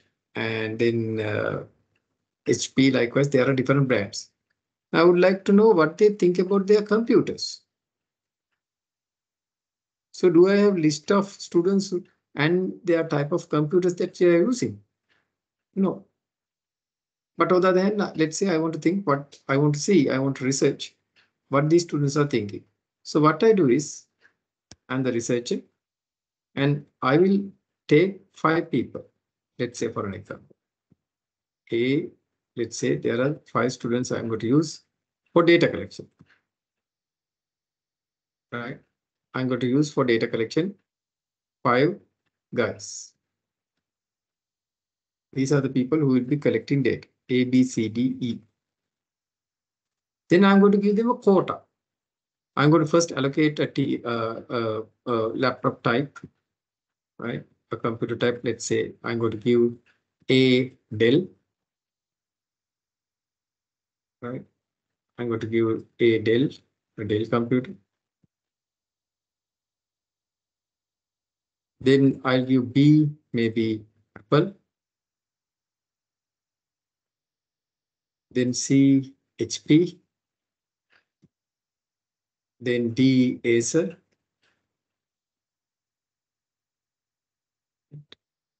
And maybe E, Sony. Right, I'm going to give you these 5 T brands. And then I'm going to ask, okay, now go to SAB University, SAB campus, and find 5 people. Each are given a 5 quota, 5 students quota. So A is given 5, B is given 5 students, C is going to go to 5 students, then D 5 students, and E will be again given 5 students, all 25 students. So this is the quota given for A, B, C, D, E to collect data. So what A will do is A will go to canteen and different other places, try to ask students, okay, what are you using Dell? Then if this is Dell, then he will do the interview and ask what they think about the Dell computers. Then if not, he will go to others and get it from Dell users. Then B will go to people, the students who are using Apple computers. He will be going here and there and try to find 5 students who are using Apple computers by going and asking here and there. Likewise, all will be going here and there, right? It's not random. It's again some combination of convenience as well as given a quota. So these guys will be going, these data collectors will be going and meeting the students and asking what the computers they are using. And if that's their quota, allocated quota, HP, ASO, whatever, they will be asking questions.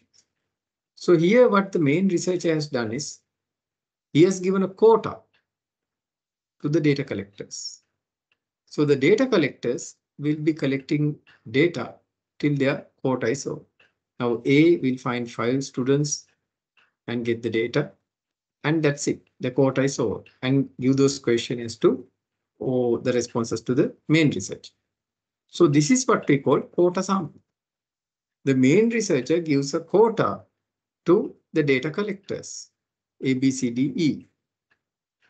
And those data collectors, are given here in this example, a quota of 5 each. So they would go and collect data, from the population. Right. So that's what this is called quota sampling. Those are quota is given. It's different from cluster sampling. Cluster sampling is a what? A quantitative sampling technique. This is called a quota sampling. A quota is given. So I discussed 3 non-probability sampling methods: convenience sampling, snowball sampling, as well as quota sampling. In addition, also I'll discuss self-selection sampling, as well as finally judgmental sampling. Then we can finish that. Then self-selection sampling means the sample selects itself for a research project. Now say for an example,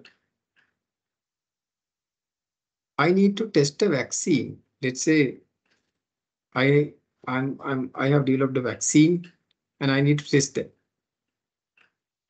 Right? I have got some medicine that if I inject that, all your diseases will be vanishing. But I need to test that.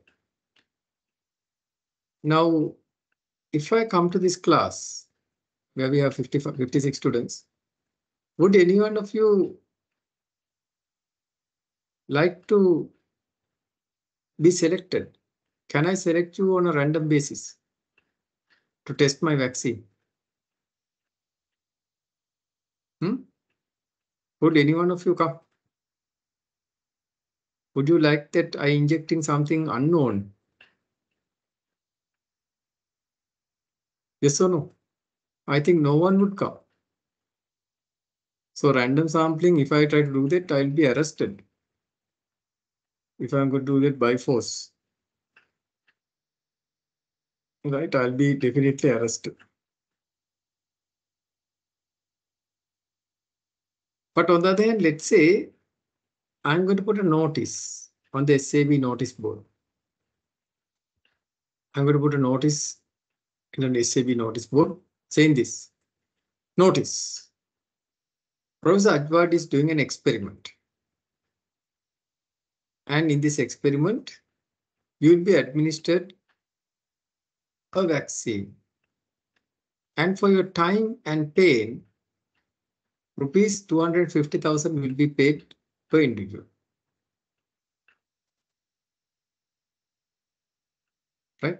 and I'm going to paste it, and I'm going to put my email address. And if you are interested, and I'm saying if you're interested, please send me your CV with your contact details. So this experiment could be done. So within 1 hour, what would happen? Within 1 hour, I would get about 20, 30 CVs. So what has happened now? The sample is selecting itself.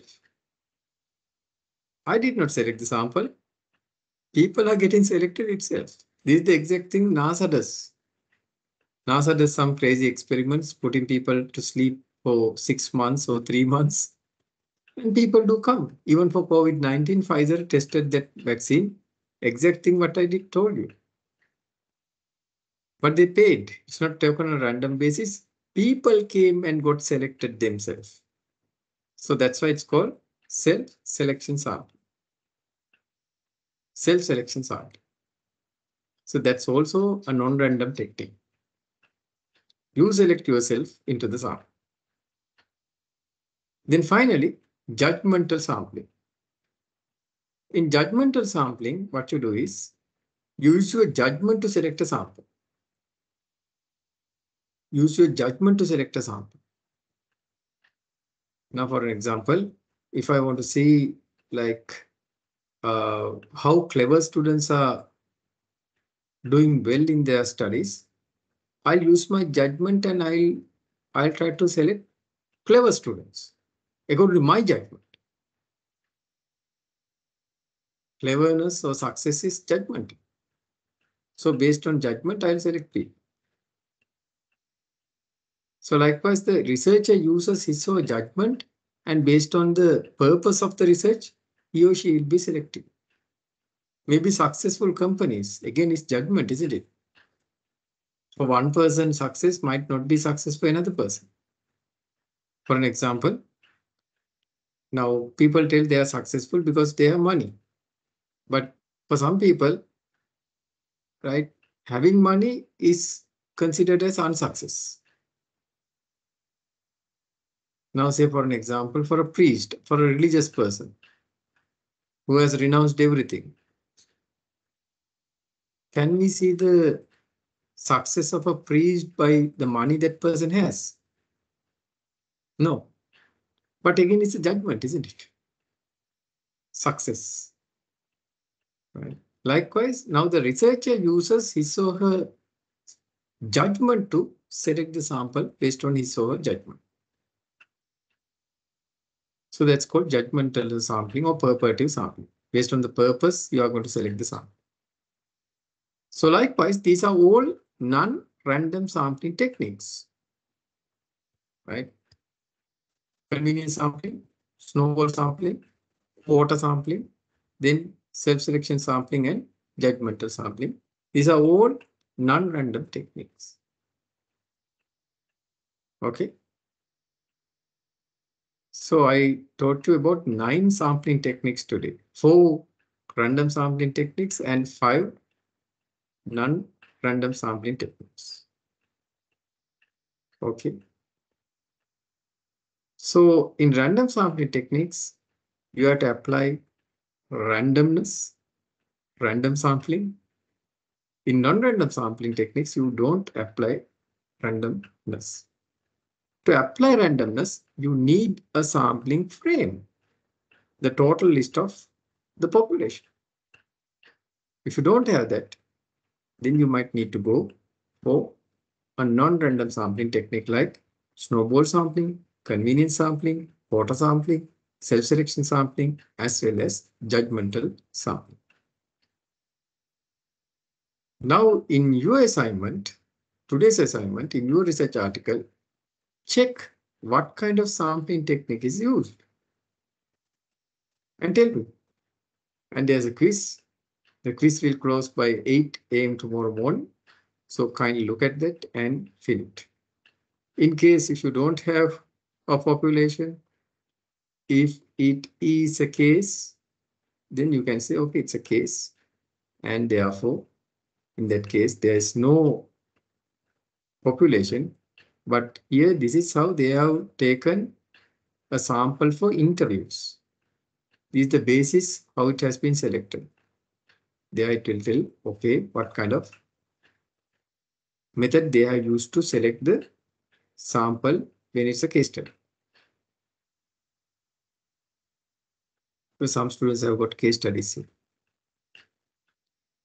Right. Okay. So that's what I want to teach you today. So I even showed you how to use Microsoft Excel to generate random samples, isn't it? Okay, with that then we'll finish unless you have certain questions. Any questions? Yeah, Excuse me, sir. I have small. Of course. Yes, ladies first, isn't it? Okay. Yeah.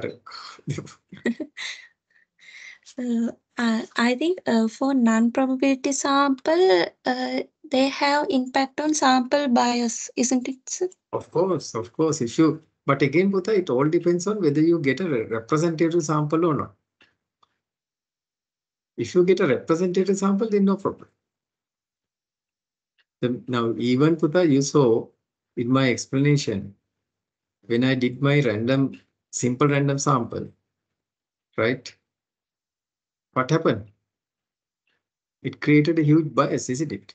I used random sampling, but it created a huge bias. What was that? Only local sales were taken. So therefore, Bhuta, what matters is whether you have got a representative sample or not. If it is not representative, then it creates a bias. So the researcher has to be genuine and take a representative sample. Okay. So randomness does not necessarily ensure that your sample is good or representative. Got the point? Yes, that means even convenience samples also should ensure the representatives. Of course. Now, if I'm going to say I'm going to take 10 audit trainees, if I take now I'm going to use my convenience, and if I take 10 boys, only 10 boys, then it's not representative. I'll take maybe 5 boys and 5 girls. Is it?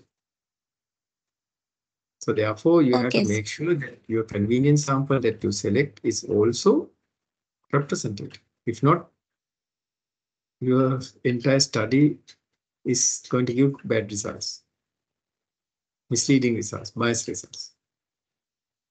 Good question, Bhuta. Excellent question. Okay, thank you. Okay, Bhuta. Then Niranjana. Ladies first now, so I give chance to ladies. Yes, Okay. Yes, Bhuta. Yeah, so for literature review, is there any word limit, sir? No. There's no word limit. Either bit. But Bhuta, I have told you that day. Yes, but I have told you that day, Bhuta, that at least I have told you, okay, it has to be at least 3 or 4 pages, maybe. But of course, it's up to you. Either better. More the literature, more the better. But I have told you at least 15 articles would be nice. 15 articles. Would be nice. That's the minimum, right? Minimum. So go beyond 15. Yes, sir. For the proposal, sir, is there any word limit? No, there's no word limit. Right. For creative work, Bhuta, there's no word limit. Okay, there could be minimum page. Yes, Bhuta. Yeah. In the literature review, sir, you have shared us a structure of how to do the literature review. So in the sample structure, sir, in which parts, sir, we have to explain about the variables we have selected for our topic. That's Bhuta. Actually, that's not in the literature, Daru. You have to talk about your variables in the methodology. Variables kata karna methodology. You are talking how to define the operationalization. Operationalization kita kita ek kata karna. Ek methodology kata. මේ literature review එකේ සේතකොට variables ගැන එහෙම explanation එකක් එහෙම දෙන්න. කතා කරන්නේ හැබැයි මෙහිමයි. අපි define කරන්න ඕන. දැන් concepts මම කියවනේ පුතා concepts define කරන්න ඕනේ කියලා. එතකොට ඔයාගේ main variables එතන define වෙනවා. ඊට පස්සේ වෙන්නේ මේ variables අතර relationships තමයි කතා කරන්නේ. ඔයාගේ review. අතන පුතා main concepts ටික define වෙන්න හැමදේම නෙවෙයි. Not all variables, you have to define your main variables. And not only one definition, you have to take 2 or 3 definitions and you have to compare and contrast. එදා මම කියලා දුන්නා. ඔව්. හරි සර් හරි. Thank you sir. Got it. Thank you, Dharu. Good questions. So students are really doing or thinking and trying to do a good job. Very good. And I really appreciate that. Right. Any other questions, Putha? So if you do have any questions, Putha, we can discuss that, of course, at the DBS lecture as well as here, because I am the lecturer for both subjects. So I hope you are trying to engage actively in the research.